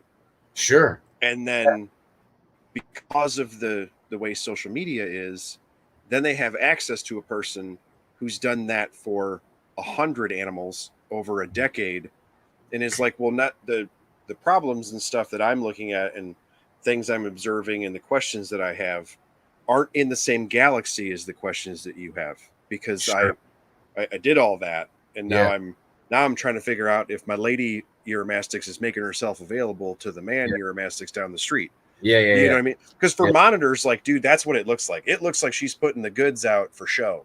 That's right. But, you know, because I mean, they're this whole number, and when you think about that in a natural history capacity, it makes sense, especially for Uromastyx, a smaller lizard, in that's not smart. Like, that's not smart for her to sit out on the rock while the big monkey's outside. Nope. Like, she should run normally. Oh yeah. And she's not. She's putting the goods out because she's hoping that a male will stumble across her, and so we can get this done. And that's one of those things, like, that's an observation, because I've kept monitors much longer than I've kept Uromastyx. And with monitors, you see it a couple of times and it's like, it clicks. You're like, that's a girl. She's putting the goods out. And it's one of those funny things, and you have that thought, and then you see it a couple of years in a row, and you're like, oh no, that's for real what's happening. And then you know, for you see it in the Uromastyx, and you're like, what? That looks like she's trying to show off for a male. Like, that's weird. And then you see it 70 times. And you're like, that is what is happening. You know what I mean? It's just the number of opportunities available to you because of the number of animals, and then also your longevity of keeping. It just increases the opportunity that you're going to see a seasonal change, or you're going to see a change when there's more or less water, more or less food, because you'll just see it so many times that it won't be a one-off, like, well, I think all those things like carrots, and then you only have two, so you don't really include a whole lot of carrots or something like that.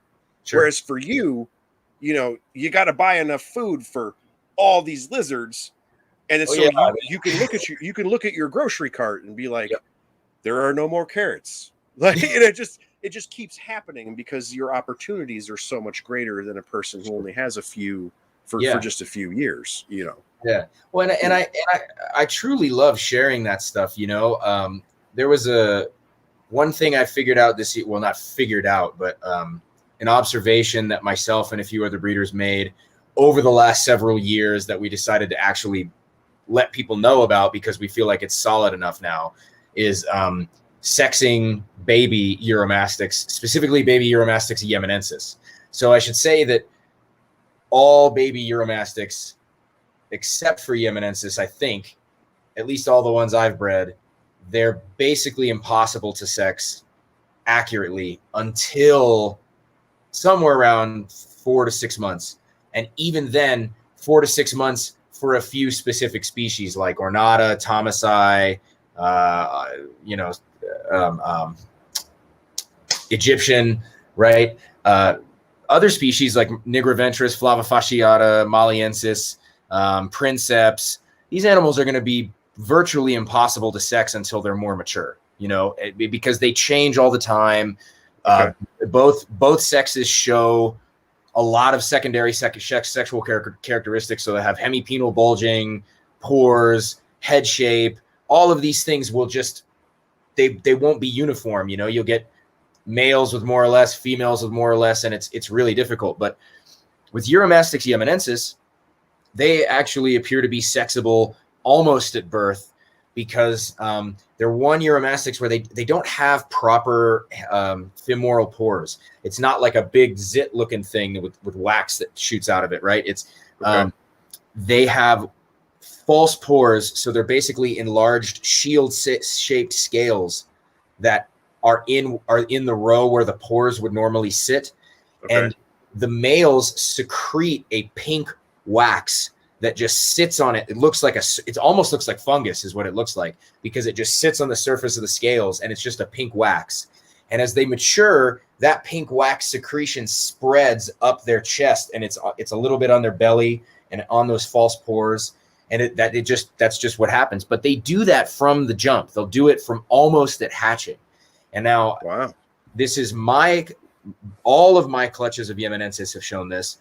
All of the other breeders in the United States that I have spoken with have also noticed this. Males have it, females don't. That's going to make that project a million times easier, because I'll tell you what, I've hatched more ornate Uromastics than any other species, and I still get it wrong all the time, like all the time. Like I have several groups that I held back this season to let them grow into sexed animals before I let them go, starting sometime in October. And I'm probably going to sell them as a couple of 1.2 groups, or maybe some pairs. And if I'm lucky, I'll get like a solo male in there somewhere that I can sell to people, because everybody wants the males, right? The males are the pretty ones that everybody thinks. It's not true, but females are beautiful too. But anyway, so I kept back all these animals, and I remember picking them saying, okay, I think all 9 of these animals, I'm pretty sure they're male. I've seen so many ornates, like hundreds. I probably just a lot of ornata. And I'm like, I feel like I'm getting pretty good at sexing, So I keep back like these 9 animals. Then last week I went through them again, and it looks like maybe 3 males and 6 females. And I'm like, God. But then I split them all out because they started fighting. They started bickering. Sure. So I split them all into solo cages, and now they don't look the same anymore. Now it looks more like half and half. And I'm just like, you got to be kidding me. I still can't tell. I still can't figure this out. And they just don't have any clear indicators. But I love that I got that on the Yemenensis, because the Yemenensis are gorgeous, and I really need to know which are the males or females, because they're one of the rarest species in the United States.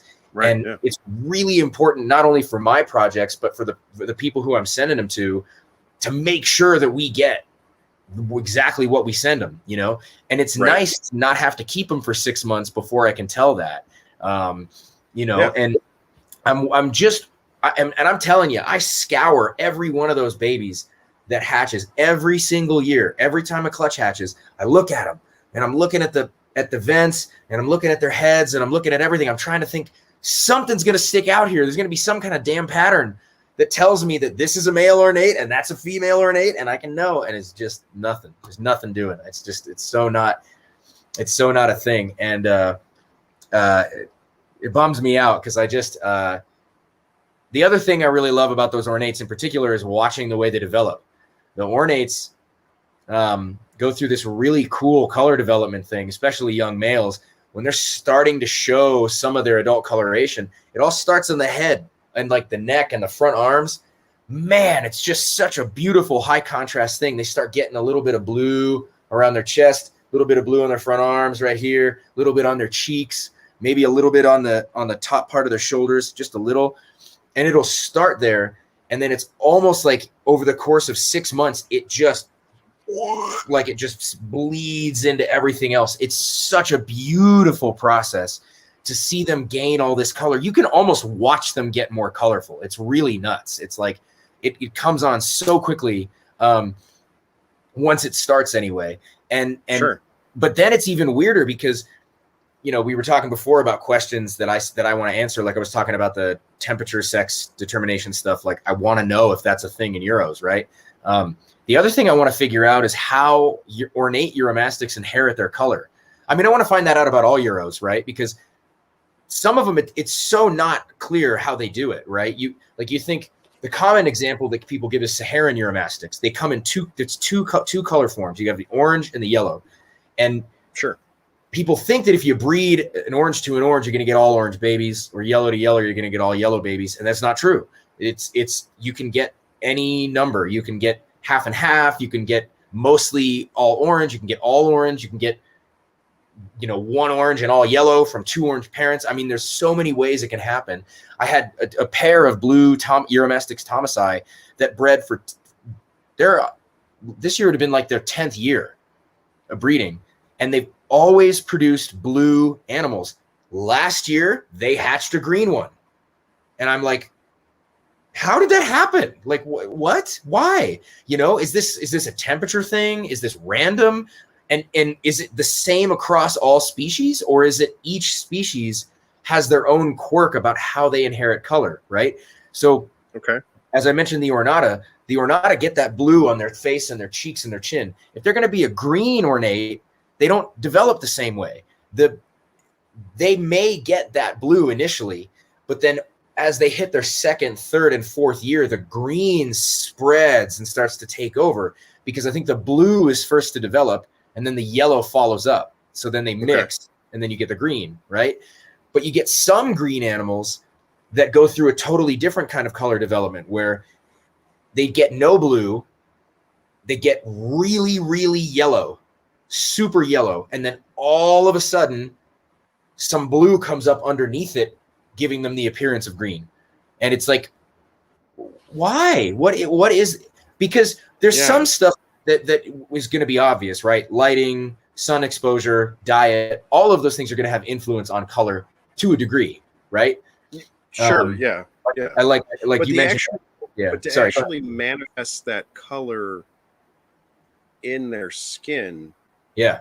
So that's one of the things that we've been fortunate about ball pythons is that like that's how we found out that some of the deleterious mutations and different things that have caused issues with ball pythons is because not all of the genes that allow for, and usually the expression of pattern and color, those genes aren't able to flow as the baby develops. They hitch a ride with other genes.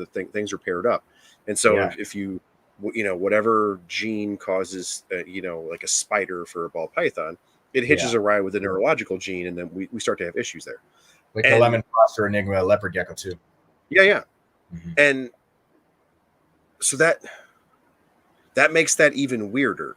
Yeah. Like, so if you have the gene flow to turn that on, and then, equating it to guys, right? You start to get a little more testosterone, that blue starts to come in, and then a little later in life, you go through a couple more changes, and then that yellow starts to come up underneath that blue, and you start to turn green. Yep. That jives. Yeah. And then so like that's actually a completely different expression of, well, you're a guy, and so the blue comes in. And it's like, well, no, I'm a guy, but I'm yellow. Yeah. I got my blue later in life. Yep. All right, well, like, is there something wrong with you? Or are you like a dude from a different place? Like, how do you know?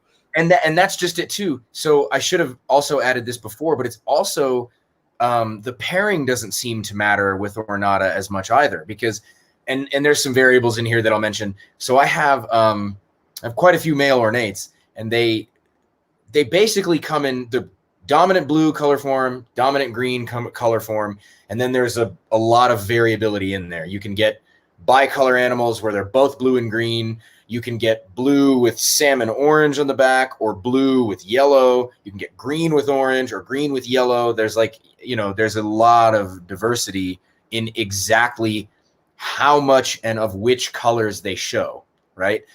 But as an example, I have a male, so I have two primary male breeders, one who's mostly green, little bit of blue, yellow banding, and then a male who's like a cobalt blue with like a peachy salmon orange down his back. He's got no yellow. He's got no green to be seen anywhere. That's the one that most people like a lot, and I think the blue's overrated. I like green a little bit better, but that's just a personal preference. But anyway, both of those males will father sons who look like the other male.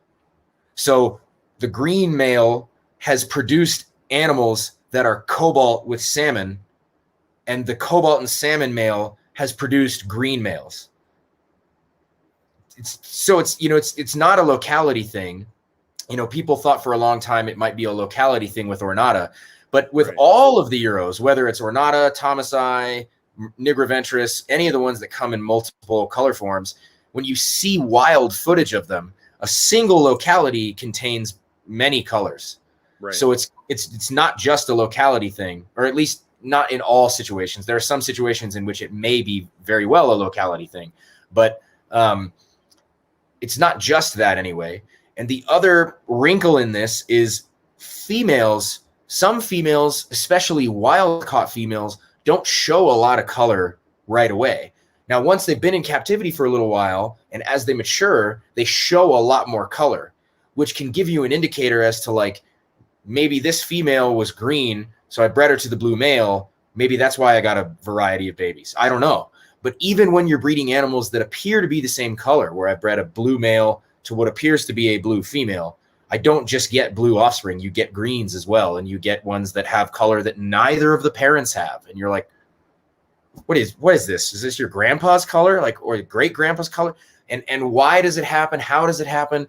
It would be so fun to really get a handle on that, because it would be great to know when I choose to keep this male, I would love to know what he's going to turn out like, roughly speaking.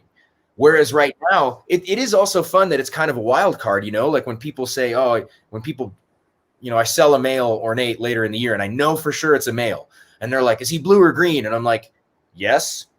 I don't know. Right.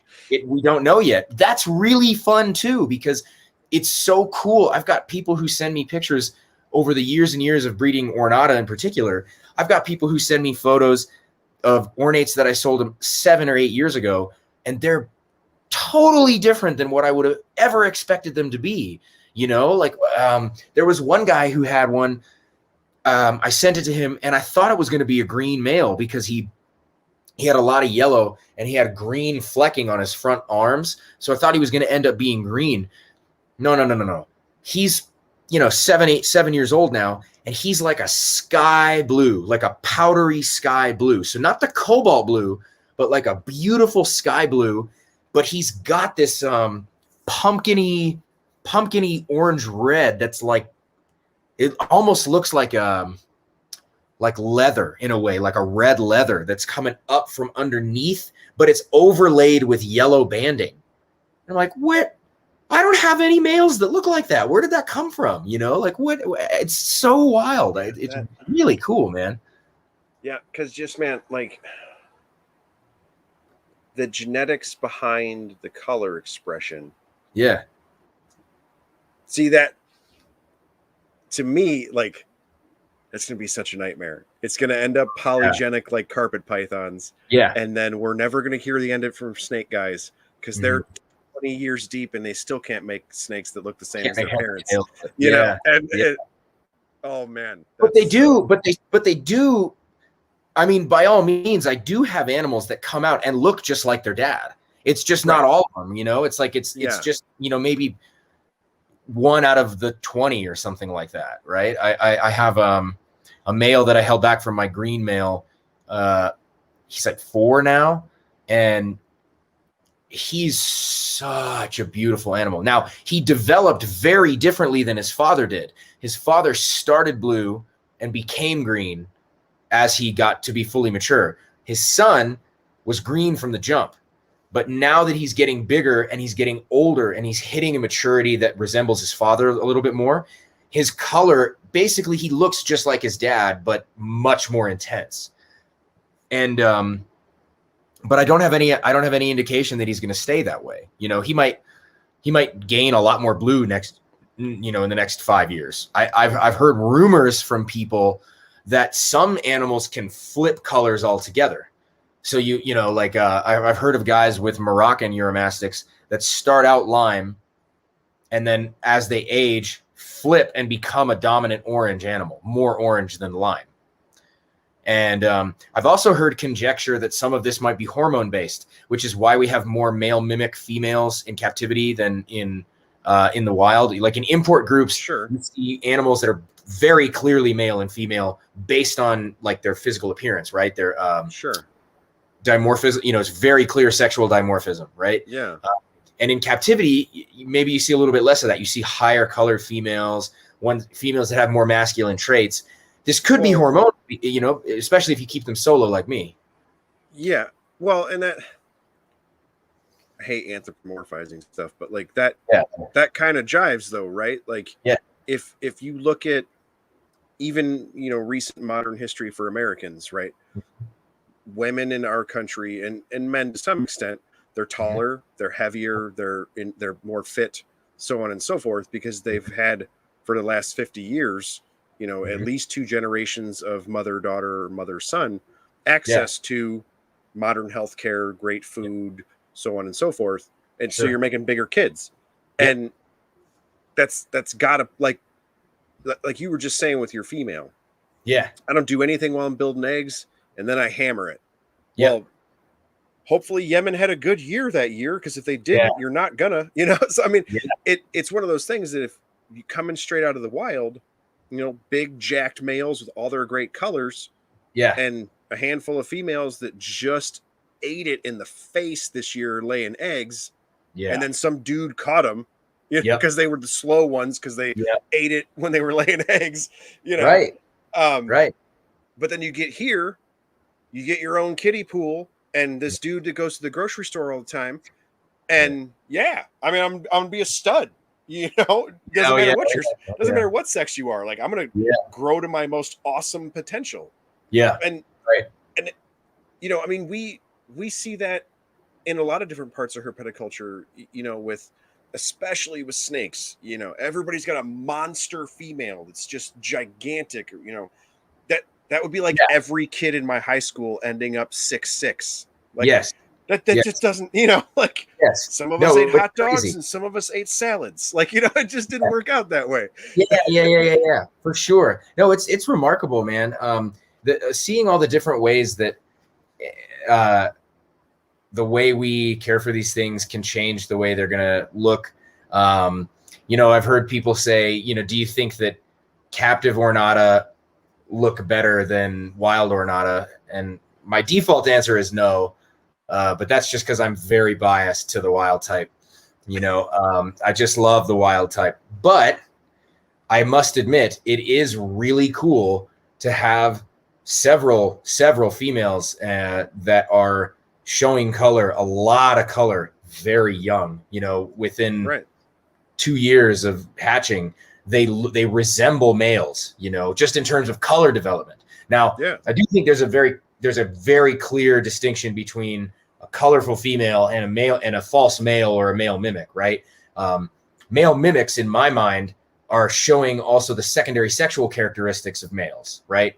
Hemipenal bulges, pores, wide heads, all those things, and maybe even show male behaviors. That's a male mimic. But what I'm talking about in very specifically are females that are just very high color, and I love that. Like, there's a part of me, my pup's here, so she's you know, there's something to me that is, I love that, but I also have an appreciation for the way they're supposed to be, or at least they would be in the wild. And I have a whole group of sisters that I held back who are drab. They don't have any color. They just look like dull females. Now, they will become colorful because all female ornate Uromastics eventually gain some level of color, some of it quite outstanding, you know, over time. But it's just, you know, like you said about the carpet pythons and stuff like that, everything being just totally poly, like to the extreme. I think that's great. I do think some species might be easier to figure out than others. I think Ornata might be the hard one, right? Because there aren't really other species of Euro that are like Ornata in that way, where they're so different. You get some like the true Uromastyx bentai from Oman. Those are, oh my God, I would kill for those. I swear to God, I would totally break laws to get those animals, but like we'll never see those. Or you know, there's lots of beautiful lizards that we just won't have in the United States for a while. Like, we're probably never going to have Uromastyx McFadeni again, because they're just from Somalia. They came once. No one ever bred, no one really bred them. They don't really exist in the United States anymore. So we're probably never going to see them. But in terms of just as a whole, I think Ornate is going to be the hardest to figure out because they have the most in the way of physical appearance variety.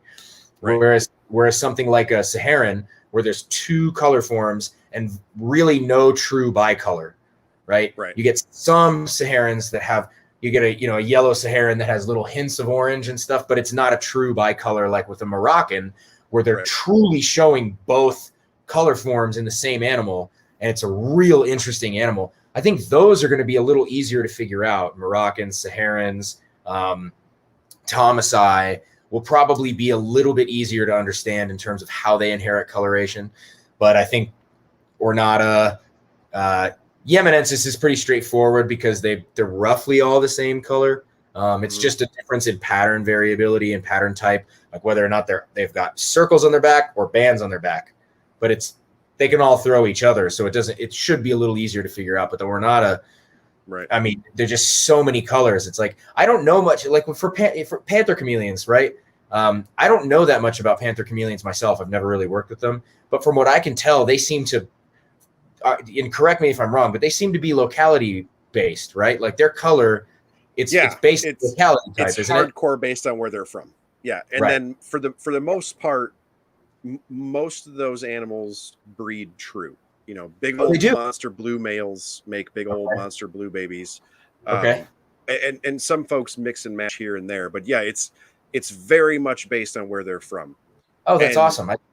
But it's so what's gonna wrinkle on this is, and carpet folks are what made me think of it when talking to somebody like Nick Mutton is neck deep in genetics for those type of things. And I've heard him speak a number of times to where and especially in your particular case where you were talking about male mimics and how they're prevalent enough in that group of animals that it's a known thing. It's an acknowledged thing among keepers of those. In that parthenogenesis is, as we move further into herpetoculture, it being noticed and being documented in so many different things now. And then there seems to be like a real hard cut of we see it in tons of stuff. And then the things that we don't see it in, we don't. Right. Yeah. And I definitely don't have enough evidence for any of this speculation, but it feels like the discussion about Ornata is kind of down that path of it's polygenic. There's 3 or 4 different ways that color changes can happen. You have females that try to accomplish all the things that males do other than having the parts. Yep. And when you look at and my thing for that is the only Partho thing I currently keep is morning geckos. And it's one of those things where it's kind of the same idea of they all look roughly the same with a little bit of variability. And then there are male morning geckos. They're kind of rare, but they exist. And then, as you go through it almost, you could almost see how that came to be, right? Of like wherever they live, it's to everybody's benefit to look like this. Yeah. And that makes it really hard to find a girlfriend sometimes because you're not too sure. Yep. And the thing of it is, she doesn't really need you to find her. Yeah, she's the important one because she's going to keep the species going. So her getting the job done is evolutionary and genetically speaking the most important part. Like you play a little role, but then your role's pretty much done. Yeah. And so this feels the same way of you get ornates and it's to everybody's advantage to look like this where we live. Yeah. The problem is now we all look the same. And a handful of these females are like, nah, it's cool. I'll take care of it. And because it's just more important that you produce these eggs. Yeah. So let's rock. And then it becomes, because reptiles as we're starting to find out, are much more capable of parthenogenesis, it's becoming less and less important for you to do your manly deed, and so then it becomes less important that we look different. Right. If it were super important for me to have you do your deed, well, then it would be really important for me to find you, or you to find me. Yep. And so how we look and where we live and all these things are going to play into that. Yeah. Well, if we start to take that away, and there's just a big group of really pretty lizards living in this rock pile, and whoever pairs up can accomplish the task. Yeah. Well, then I don't really care if you are a super bright male or a super bright female. And as you start to eliminate those things, that'll progress in your population of, well, we're all really bright. And then just because she happened to be a she, when she did the things that I needed, I had eggs, and we just kept on trucking. Yep. And then you get 3 and 4 and 5 generations down the road. Now nobody cares. We're all just colored like really bright Uromastycs, and we do what we do. Sure. But then when you go to the Sahara, well, orange dirt and red dirt and yellow dirt make a difference. Yeah. and now it becomes more important. Totally. And, and it natural history wise, you can kind of see how that plays out. Yeah. The problem is you're not over there, you're here, and you're trying to ferret your way through all these different things. Yeah, but it's I don't know, man. Those are like really cool, yeah, like logic problems, that you sit around with your buddies talking out. Except now your hobby is actually untying the logic knot with the animals. Well, it's true, but that's the best part, man. I love trying to figure this stuff out, right? I mean, I don't care. It doesn't have to be me, like I'm not the one who worries too much about whether or not I need to, like, it doesn't have to be me to figure it out. Like, I learn stuff from other people constantly, right? I just would like to, because I'm really curious. I want to know the answer to the question. There's another one that I have for myself, which is, why is it that it seems like most Euros, it seems so far from everything I've seen, they cannot change homes and breed in the same year without having issues with the eggs? So I've heard that from several people. It's just the way it is. Yes. Like whether it's an import from the wild, and they may settle in just fine and go, you might not have to medicate them. Maybe they settle well, they breed, they lay the eggs, but all the eggs croak. Or if it's like I sold a female to somebody a little too late in the year and it didn't get a chance to fully settle in before going down for the winter and then coming up for spring, for some reason, those animals, if the eggs don't all fail, the females either have trouble laying the eggs or a huge percentage of the eggs crash. And okay, no big deal. Like, I get it. It's probably just stress, right? It's some level of toxic stress that's preventing them from, getting too much into the egg. Who knows? It could be anything, but it would be really cool to kind of figure that out, because I can envision a time in the future when things like breeding loans with other people doing Euros might become really necessary because, for example, sure. Like I mentioned, the Yemenensis, it's very likely that those, there's so few of them in the country, and there's so few of them that have become the founding population for the animals that we're breeding. We may really need to go to the next level and do a lot of swapping to really keep that gene pool alive. It's possible. And if that's the case, and if that's the case, I want to know what I need to do to make that animal as happy as soon as possible. So that way, if it breeds in the same year, or maybe it's just a matter of like, okay, if I'm going to send one on a breeding loan to somebody, I have to send it before this amount of time before winter, right? Because it needs to be able to settle. I think, just kind of keeping on the natural history track, I think that kind of makes sense in that, given where they live, drastic changes are rare. Sure. And I don't know, that seems like a natural, like a stopgap of you know, like I've seen the pictures of in the 40s when it snowed, in the 1940s when it snowed in Egypt. Yeah. And that was probably a pretty crappy year to be an Egyptian Uromastyx. Very likely. And so I wonder if that, like, if given the opportunity, like maybe they wouldn't even have bred, you know, like we create the change by shipping or what have you. Mm-hmm. And then because our environment is simulated, mm-hmm. we're able to immediately go back to good. Yeah. And I think maybe it's like it's like competing triggers, right? Yeah. And so they got this stressor of major environmental change.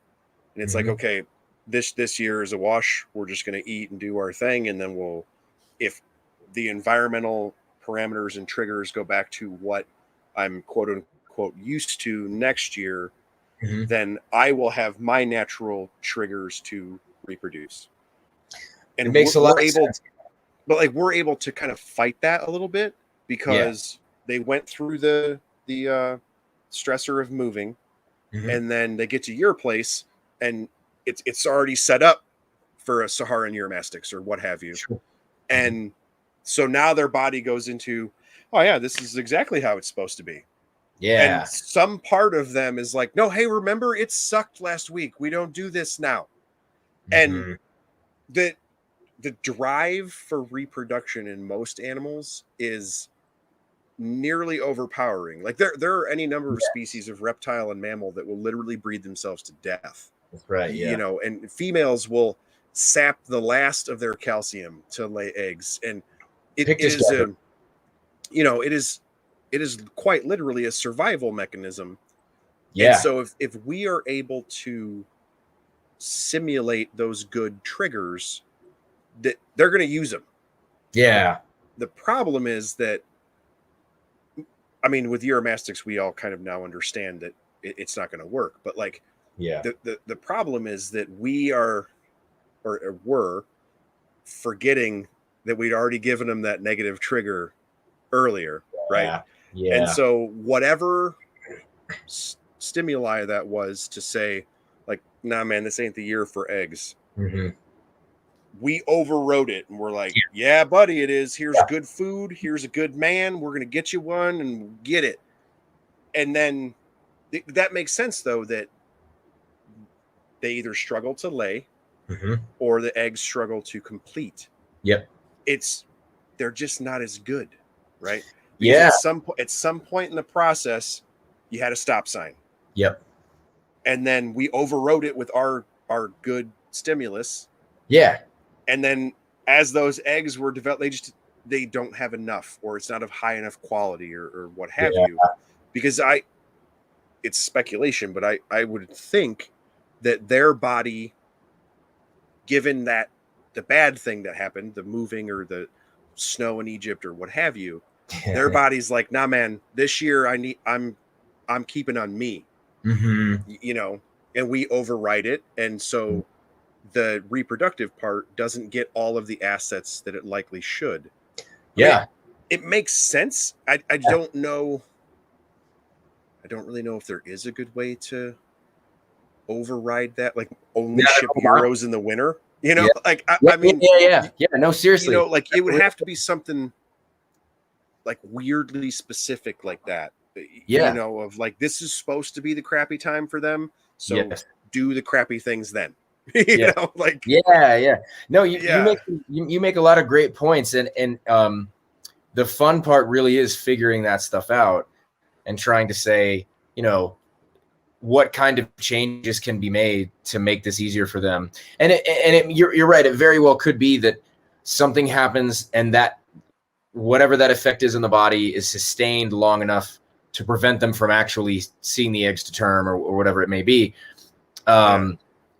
I tend to think that there's probably not a lot of problems that aren't solvable in certain contexts. Now, again, the solution to the problem might just be don't ship them in the winter, as you said, right? Like I'm just not going to send them then. It's the only time I'm going to send a breeding animal to somebody is in the middle of the summer. So it has all summer to relax, get it, become at home, settle down, go through natural shutdown and slow down for the winter, cool off, come up naturally for the spring, go through its normal cycles. Yeah, that seems to be what the necessary answer is at this point. But it's just, it's just one of those weird, because, you also have the opposite examples are true, right? Like there's the occasional animal that comes in from wherever, gravid, lays the eggs, and the eggs hatch. It never happens from the wild, really, but it does happen from people, where I've had people say, oh, I bought this, other breeders who I know bought an animal, bred it the same year, had okay results, or maybe most of the eggs hatched or something, but it's just random. It's just not consistent, and it's not sustained over time. So it's like you have to really wonder where that's coming from, and and it's a cliche in pythons. If you have a baby that won't eat, mail it to your buddy. Yeah, I've heard that before. It'll eat just fine. Yeah, it's true. The guys on NPR, they make fun of each other all the time. Mm-hmm. Because that's like their thing. Mm-hmm. Is they live sort of close to each other. Mm-hmm. And so you'll hear them talking. They're like, oh yeah, I had these babies that wouldn't eat. I drove it over to Eric's house, ate fine. And that's funny. The change, and then that sounds anecdotal, right? Yeah. Until you look at one of their episodes and you look in the comments, and there's 60 people. Same thing. Like, oh yeah, I got a baby mailing friend. Yeah. Like, what? It's like, oh yeah, everybody has a baby mailing friend. That's how you get them to eat, or whatever. Like, it's a weird thing, but it's the same. Yours just happens to be the flip, right? Yeah. Of, oh yeah, we all keep Uromastyx. If you ship them, don't breed them, or if you do, you got to do it now. And then it just starts to become an accepted pattern because we're not really sure how to accomplish it other than accepting the pattern. Sure. Sure. So, I mean, sometimes you have to just tap out, right? Sometimes you have to just say, all right, that's the way you want. That's the way it's going to be. And I mean, this is how I feel. I hate to get back on this particular topic again, but the cohabitation thing, I actually I think we're supposed to do a big conversation. Me and Ron and a couple other guys were supposed to talk about that in some particular context, but on this other show, but we, cool. Yeah. It's going to be pretty sweet, I think, but maybe I'll flesh out some of that stuff here. I don't know. So one of the first things I ask people when they tell me my Euro is not doing well, or my Euro's eggs won't hatch, or my Euros won't breed, the first thing I ask them is, do you house them together? Or is the animal cohabbed, or is it solo housed? And almost inevitably, there's another animal in the cage. Mm-hmm. And I'm like, just split it up. Just put it in another damn cage. It can't be that hard. You know what I mean? Like, unless you have no room whatsoever and you are like tapped out, maybe then you shouldn't have gotten a pair. But you know what I mean? Like, you should probably, as a keeper, you should probably have a protocol in place where if you needed to, every one of your animals could be housed alone. Because what if it happened, right? What if you had a mite infestation, right? I mean, I don't get those as really as much with Euros. I mean, occasionally you see wild-caught ones come in with these weird little tail mites, but it's pretty uncommon, and they're easy to treat, and they don't spread. They stay in the tail. They don't go to other animals. It's really weird. But then you get like, what if you got snake mites in your cages? What if you got some pathogen, some random disease? What if a fungus came through? You'd be a fool not to split your animals up, right? For sure. And so I understand all the reasons people want to keep them together, right? If you keep two animals together, you can keep more of them. If you keep two animals together, you can see more interactions between the two of them. If you're breeding your animals, they have to be able to mate at some point, so you have to put them together at some point, right? I am right there with you guys. Like, I would love if I could double up on my caging and not have solo housed Euros, because I could have a lot more Euros in the same amount of space. It'd be great. But the reason I don't do it is because I had enough times where it beat me over the head. Don't do this. That I just quit doing it. And I'm like, all right, I'm fine. I just don't do it anymore. Now, I'll caveat that by saying every single year I try. I try some pair of animals where I'm like, all right, let me see if I rearrange the cage, add a couple more basking lights to a different spot. Let me just see if it happens. Inevitably, something happens where one animal doesn't come out as much as the other. One animal doesn't get as much food as the other. One animal's more stressed. You know, I see huge changes, right? So another change I look at is when I keep my Euros solo, they have a crap spot. They pick a spot in the cage, and that's where they defecate, right? A lot of animals do this. Yeah. And when I put them together in pairs, that all gets disrupted. And the next thing you know, they're pooping all over the enclosure. And that to me is it's probably indicative of stress of some kind, right? They're probably not happy because they don't care where they're defecating. Whereas, you know, they might be, if they were more happy, they might be taking more, you know, natural sanitary protocols, which is what they're doing when they have a defecation spot. With some pairs, I see that change where if they're doing well together, they will use the same defecation zone. Now, it doesn't happen all the time, but I'll take that as like, okay, maybe they're doing okay together.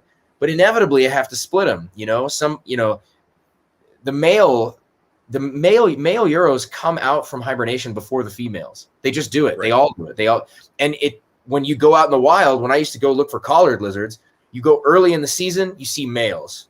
You go late in the season, you see babies and females. That's it.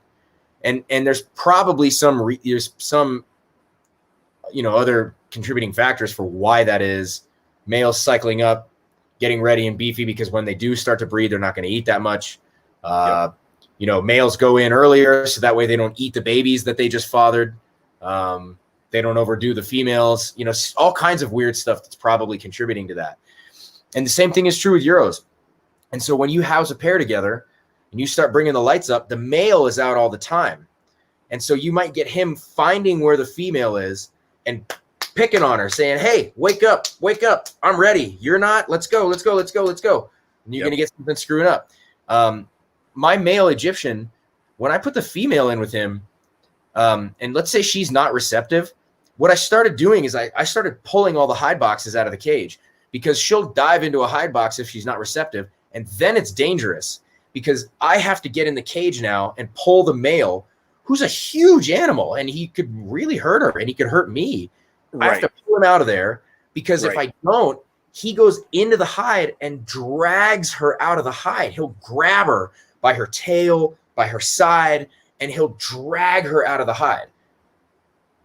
Imagine, even if I was housing them together all year and he wasn't doing that all the time, he'd do it sometimes. Right. You know? And so when you keep Euros together, you can't keep track as easily of who's eating well and who's not, who's gaining weight well and who's not. I mean, these are all real considerations. You know, people think that I tell them to put their animals solo because I just want everyone to do it my way, and I want people to think that their animals are going to kill each other if they're together. They might do that too. I've had animals kill each other because they were, a male killed a female because she wasn't ready to mate. I've had females kill males because they don't want them where they are. I mean, it just happens. But even in the ones that it's not overt beating the snot out of each other, you're getting all kinds of edging. I mean, you take like a pair of Ornata, you put them in the same enclosure, they might use very different hides from one another. They might share the same hide. But as soon as you pull one animal out of there, that animal's behavior changes. They start selecting different hiding places. They start selecting different defecation zones. It's like you can see that the presence of the other animal is affecting them in ways that aren't really visually obvious. Sure. People talk about animals sitting on top of each other like this, like it's they're cuddling. It's like, no, you are anthropomorphizing and misinterpreting something poorly. That is, them using the same hide is because it's the best hide in the enclosure. Yep. It's very simple. And so there's so many reasons to keep them solo. And if you're a beginner, it's even more reason to keep them solo, because you don't know those things yet. It's really important for the long-term and short-term well-being of your animal and for your ease of peace of mind. Yeah. Anytime I get animals as a even as a group, if I get it, like the group of Saharans that I bought earlier this year, none of them were housed together. They were housed alone in individual quarantine pens, and they were, under identical conditions. And that's the easiest way to get them to settle in. Some of them, you don't have to do anything to them. Some of them, you get the animal from the importer, you put them in that enclosure and they take off. They gain weight, they eat food. You don't have to medicate them. You don't have to do anything. But then some come in and they're so far gone already. They already have problems. They already have a parasitic overload. The stress has been too high. They have topical wounds from the other animals in the import group biting them, and they can't get anywhere. I mean, it's like an uphill battle, Yeah. But I also don't think it's the only way to do it, because there are several guys who do a great job keeping their animals together all year round. So, I can't say it's the only thing. And it's anthropomorphizing, but like for my example, I don't understand how it's so difficult for people to hear what you're saying. Like I have always kept things singly, with the exception of a few species that are known to be communal. Yeah. And you can watch those species interact and see that happen. Yeah. Right? Yeah. And I have, my wife and I do educational shows with our collection. That's nice. That's awesome. That's what we do. That's great. And so we get bunches and bunches of new people questions all the time. That's the whole idea. Yeah. And I, especially in the last year or two, I've been telling people, like, it's exactly like COVID. Everybody got stuck inside their house, and there were a lot of babies and a lot of divorces. Yeah, right? Yeah, no doubt. Right? Like, if I was stuck inside my house, I could only get DoorDash for my food. I can't go anywhere. And I'm a nice guy, then it would be a great life. If I wasn't a nice guy, it wouldn't be a great life. Dude, you don't get to pick whether or not your male Uromastyx is a nice guy. Your male Egyptian Uromastyx apparently is not a nice guy. And and the defecation thing is really big for a lot of lizards. Bunches of lizard species do that. And for that one, and it really only works for adults when you're talking to them for an example. But like for me, I tell people, and they're like, oh, they cuddle and blah, blah, blah. And I always try to explain, like, the passive aggressive reptiles are passive aggressive until it gets to the point of aggressive. Then they just try to kill each other. Like most of the time it's low level stress. Yep. And that stress is cumulative, and eventually they get ill or RIs. And it manifests itself eventually. Yep. And I've tried to explain it to quite a few of my friends and newer people in, like, so I'm married and I have 3 kids. Nice. And so tomorrow I'm going to go to work, and my wife is going to go to work, and I'm not going to text, call, or talk to her until tomorrow night when we go to bed. Right. I'm not going to say anything bad. I'm not going to insult her. I'm not going to, I'm not going to do anything bad. Yep. I'm not going to talk to my wife until we go to bed tomorrow.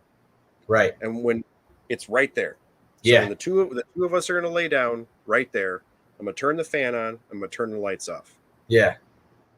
Do you think there's going to be tension between the two of us laying there if I don't talk to her for the next 24 hours? Yes, sir. Yeah. Come on, man. Like, man. And anybody who's had, you don't have to be married or even dating, just your buddies. Oh, yeah. If you got buddies that you talk to a couple times a week, you go out, eat dinner on Saturday or whatever, don't call them for 2 weeks. Sure. Don't answer anybody. Avoid them. And then 2 weeks from now, show up at the dinner thing where everybody's at. Yeah. It's going to be weird. Like, that's weird. It's passive. It's passive aggressive. Yes. You didn't do anything. You didn't go knock that guy's mailbox over. You didn't do anything to him. Yeah. It's passive aggressive. Yes, it creates tension. Yes, it does. And then when we finally see each other in 2 weeks, it's going to be weird. We're going to have a weird interaction. Yeah, that's right. Tomorrow night, when I lay down, it's going to be weird. Yeah. We're not going to just go to bed and get a good night's rest. Yeah. We're stressed out. Like all these, it's so weird. Sure. What? But I didn't do anything. And even now we're laying down. We're going to go to bed together. We're cuddling. We like each other.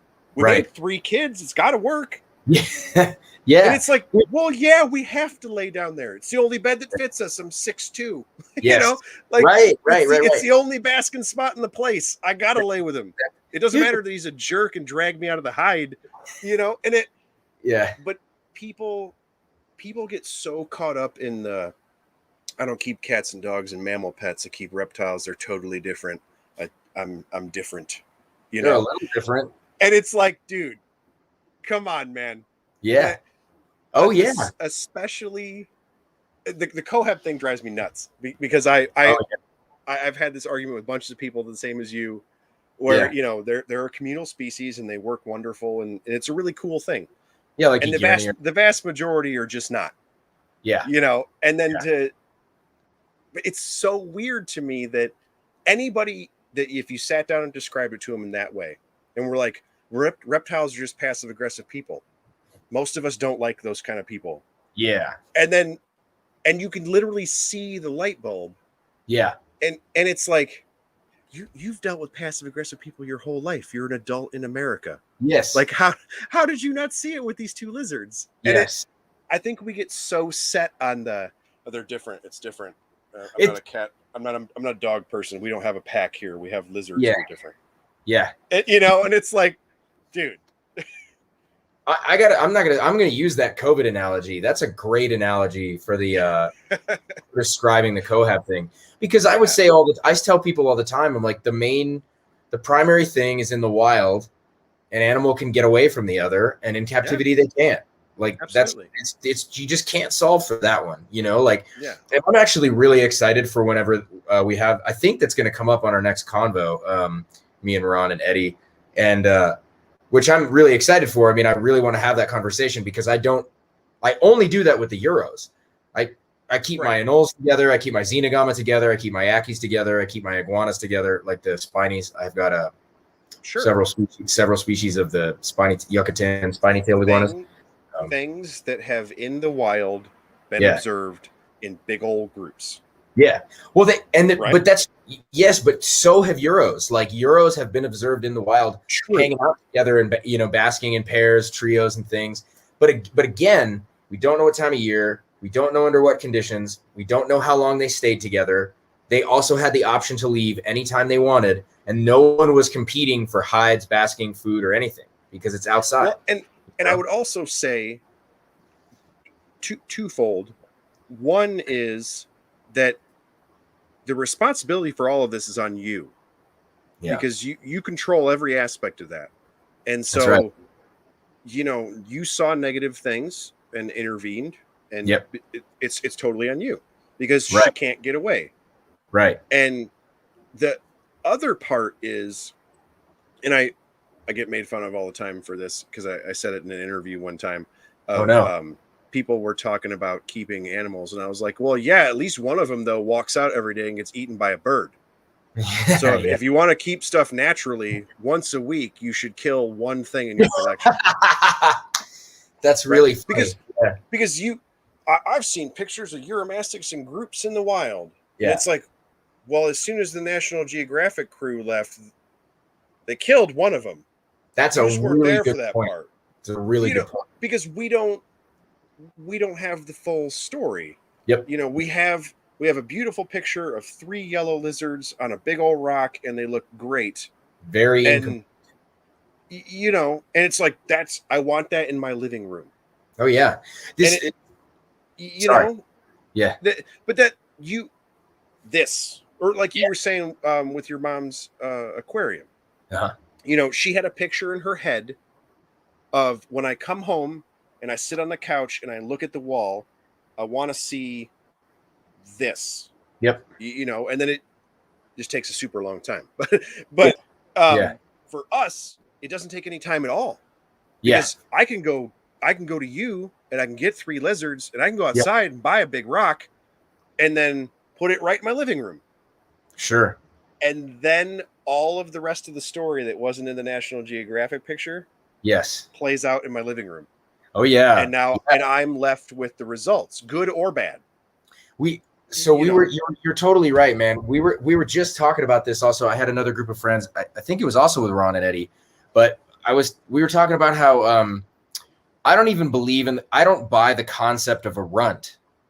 You know what I mean? Like people will, like I've had people, people say like, oh, this one was the runt of the clutch. I'm like, okay. What do you mean runt? What are you talking about? What are you basing that off of? Oh, well, it was a small one. It was kind of skinny. It was a little slow to take off. Why does that make it a runt? Well, it probably would have died in the wild. It's like, how do you know it would have died in the wild? Like, you get a clutch of 20, 19 of them hatch on Monday, get eaten by a bird that was waiting outside the nest. Bird flies away. Tuesday, number 20 hatches. Number 20 skinny, small, slow to pick up. But that's the one that lives and reproduces 5 years. Exactly. Sea turtle, right? You don't know. Slow sea turtles survive. Fast sea turtles are bird food. I'm convinced. So the first is that so that's the first ones. In other words, I just made that up. No, I made that up entirely. No, okay. but I'm convinced of that because you can watch it, man. Like there's 3 storks just standing around this sand pile. Like, man, the first thing to come out of here, I'm gonna get it. Yeah. And eventually, totally, those storks get full and they leave.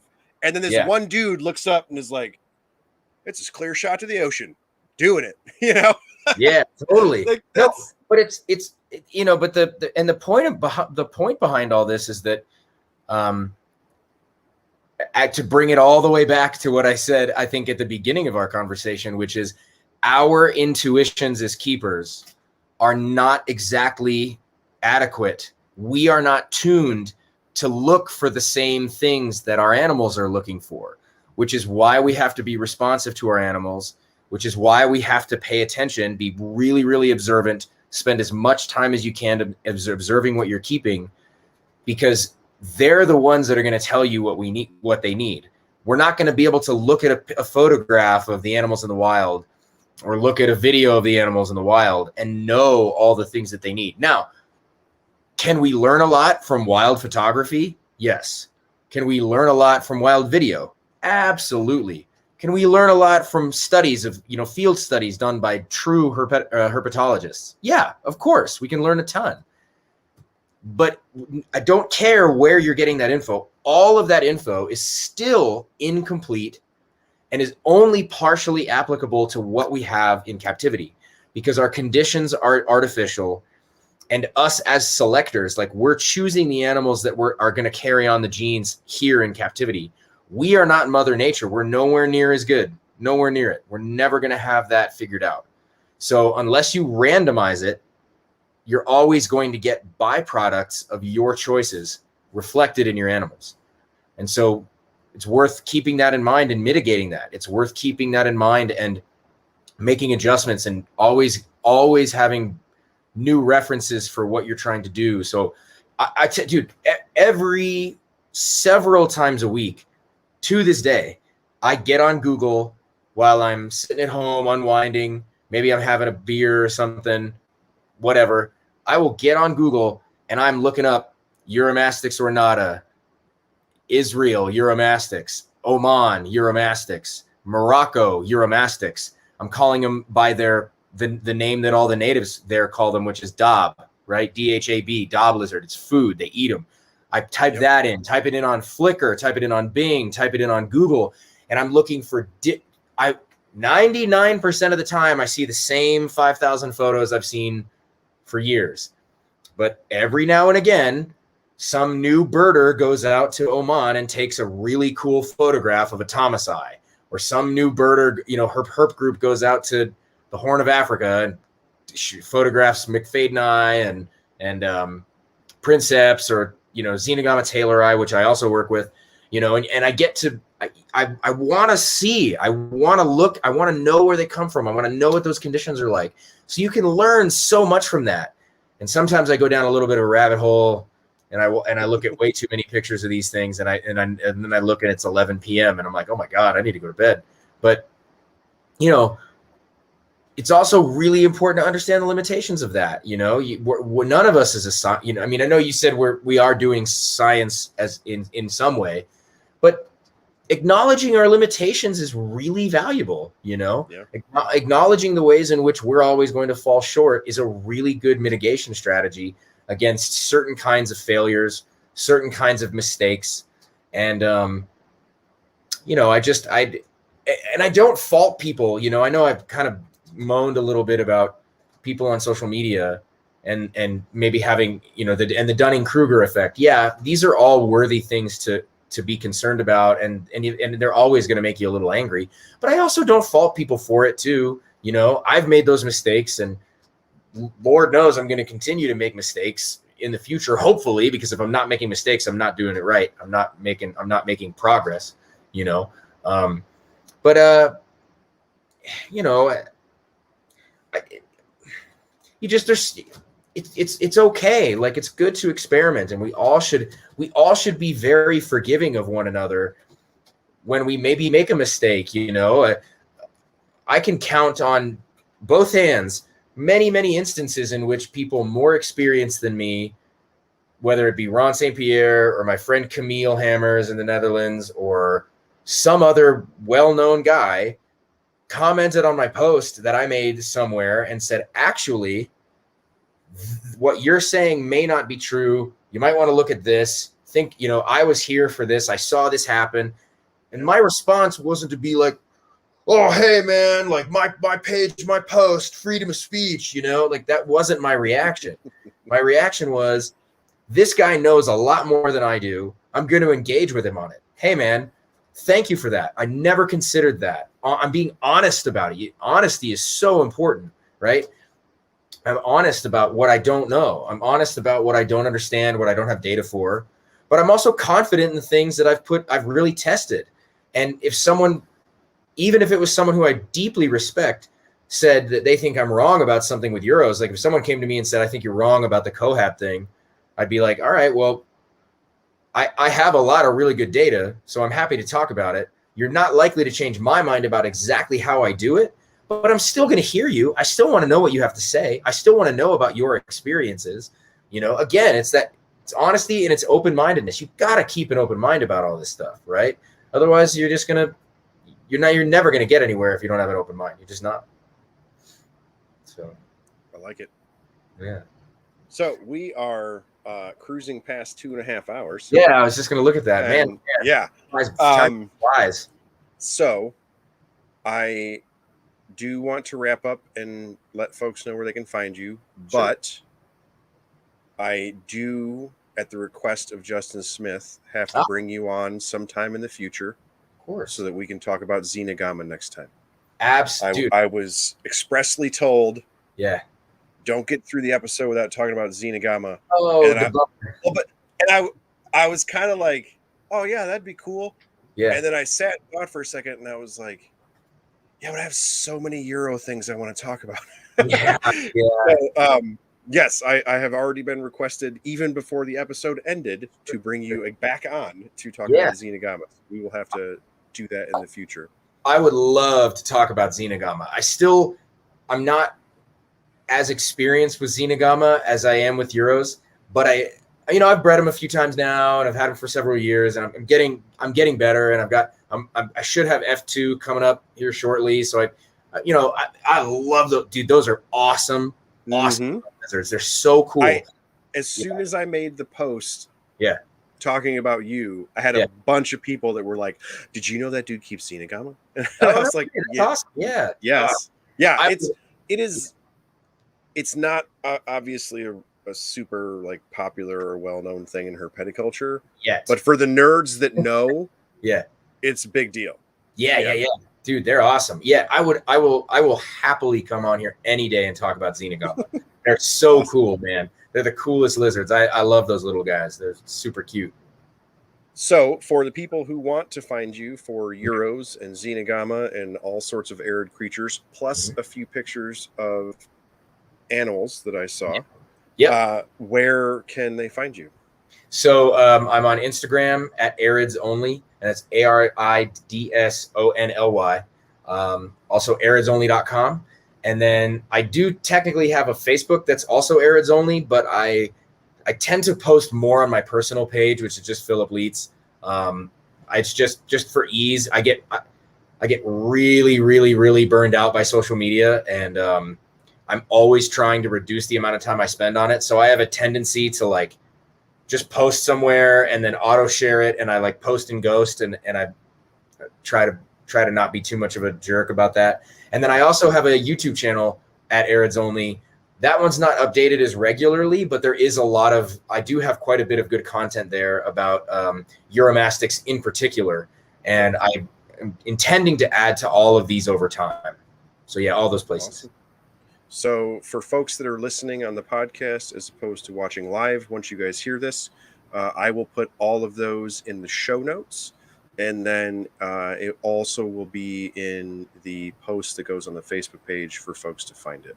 So if you are a podcast listener and you go look in those two places, you'll be able to find that information as well. So awesome, man. That was absolutely as cool as I thought it would be. You come very highly recommended from most of your buddies, all of your buddies. And several of them showed up in the chat. Nice. I'm really glad that they pushed me in your direction. I was super stoked to see all the stuff you're working with. And this kind of is, I'm kind of beating a dead horse on this last couple episodes. I've been super lucky in that the groups of people that I like, Eddie and Eric and Mike, like the group of people that I sort of fell into interviewing with it specifically in lizards, like for one thing, quite a few of you guys already knew each other. And then I knew a few outliers and kind of connected the dots. But it's all like cool people, not like, but just everybody's willing to share. Everybody, like, it's just a bunch of good people. And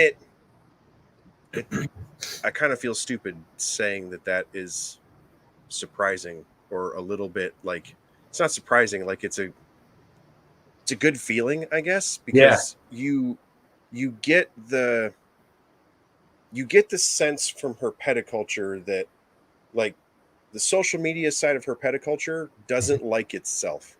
Like, oh, social media on herpetoculture is toxic, and I'm saying that on a Facebook post. Or like it's a weird thing where herpetoculture doesn't like itself, and then it seems there's infighting and it's toxic and nobody's cool with each other, and that just has not been my experience. I know, I've been in crappy Facebook groups and things like that, and seen silly posts or whatever. But man, seriously, like I interview one person and they're like, oh, I know these three dudes, like, check it out, and every single person has been cool. Like it's, I don't know, it's like reassuring, I guess, in that you keep hearing like, oh, this sucks, and social media and so on and so forth. And it's like, well, when I go to reptile shows, everybody's pretty cool. Man. Then I talk to these people and everybody's pretty cool. And I'm kind of stuck in talking to folks over social media, like, hey, you want to come on or whatever? Like I met this dude who said you would want to come on. And I mean, literally everybody has been cool. Like I don't know. That's a weird thing where it's like, I'm glad you have a nice personality. We've all met people who don't live up to, whatever expectations we had of them. And, most people tend to be really nice, but it is refreshing when I find the same thing. I've had, my upbringing in reptiles was such that I met a very small number of people locally who were very kind, very supportive, very wonderful, but they were very much the minority here anyway. My friend Nick Dokai, my friend Ryan McKnight, a couple other guys here in Colorado who all, like, we did the rounds working at the local reptile shops and stuff like that. Nick in particular, Nick Dokai is one of my best friends. He's been so formative for me, just in encouraging me to do what I do, and teaching me about field herping and teaching me about keeping and breeding just through what he was doing. And I thought it was going to be a minority. And then social media happened, and I'm, you know, like I just now looked at the comments. Like I didn't have that. I had the chat full screen, so I didn't see all. Sorry. No, that was my bad. I wish I had seen it, because like Eric asked some really great questions, you know, that I would have hit on if I had seen them. But all of these guys, like I know all these guys, and I watch what these dudes are doing, and I love watching. And all of them are cool guys. They're all really nice, and everyone I've met has been supportive and fun and interesting, because they're interested people. And I mean, you really make a strong point about that, man. It's amazing to meet all these really rad people who are interested in some of the same things, who also have a lot of knowledge in things that I've never heard about, that I get to learn about all day long. I do the same. I'm looking at what all these guys, I'm looking for podcasts that all these guys are doing all the time, because I'm like, I want to hear more about what Mike Stefani has to say about monitors, man, because I don't know it, right? It's really, really, really fun. So it's great. When I was coming up in reptiles, that was always described to me as being old school. And whenever I heard that, like for you, you know, you came up, you had a small local group, you had a whole crew, and it worked out good. And then social media expanded it. Yeah. And you always hear that, oh yeah, that was old school, you know, like Trumbauer and Bill Love and like three dudes in a Waffle House trading corn snakes or whatever, you know. And that's funny. Whenever I heard people describe it that way, it felt like they were saying that it wasn't around, you know. That was like old school herpetoculture, and like, oh, I wish it was still like that, or what have you. And anytime I ever heard that, I always was like, have you never gone to the Buffalo Wild Wings after NARBC? Because that's basically all that is. Like, my wife has 3 lizards in her purse, and we're all eating chicken wings. I don't know what part of herpetoculture you were in, but that's what I was doing. Right. And I think it's really cool that didn't fade away. Like, I don't know where the idea, I mean, I assume it was the advent of Facebook and how it just came on so fast, but you know, it seems like a lot of folks thought that went away. And I'm finding more and more that it really didn't. You know, it happens to be that your crew is in Colorado and my crew is here. And this type of stuff just allows us to meet much easier than it would have at like a super show or Pomona or something. You know, those things were a lot rarer, and that was typically how that would happen. Of, you know, we'd be at the same nerd table at an auction or something, and it was a lot more by chance, I guess. This kind of allows it to happen a little bit quicker. But the more I talk to those folks, it's like, oh, you're doing the same thing. Like, you got 4 or 5 dudes you hang out with and do your thing. And I'm just really glad to see that it continues, you know? Yeah, me too, man. And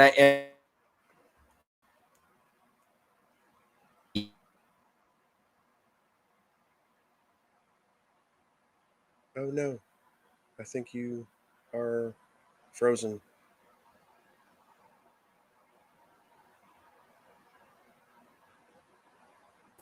Oh, we're back. Wait, no, you're there. Okay, you're here. So, over the last like year or so, I've done a lot more of the podcast shows, and one of the benefits of that has been being introduced, not just seeing the big explosion of reptile podcasts, which feels like it came up over the last few years. It's like all of a sudden, everybody got bored over COVID. It's awesome. But it was like, it's one of those things where, like, I remember thinking about it like 5 or 6 years ago and thinking that there probably wasn't a market for reptile podcasts. Like, clearly that is not true. You know, like, I was speaking of our intuition not really being tuned for reality, but you know, I've been really, really fortunate now to like encounter a lot of different people. And on the one hand, it's been really cool to see all the ways that we're converging on certain ideas, you know, like I've heard Ron talk a lot about like the chaos thing, and other people talk about how like, hey, don't overfeed your animals and all this certain things where it's like a lot of guys are thinking along the same lines, right? Which is really fun.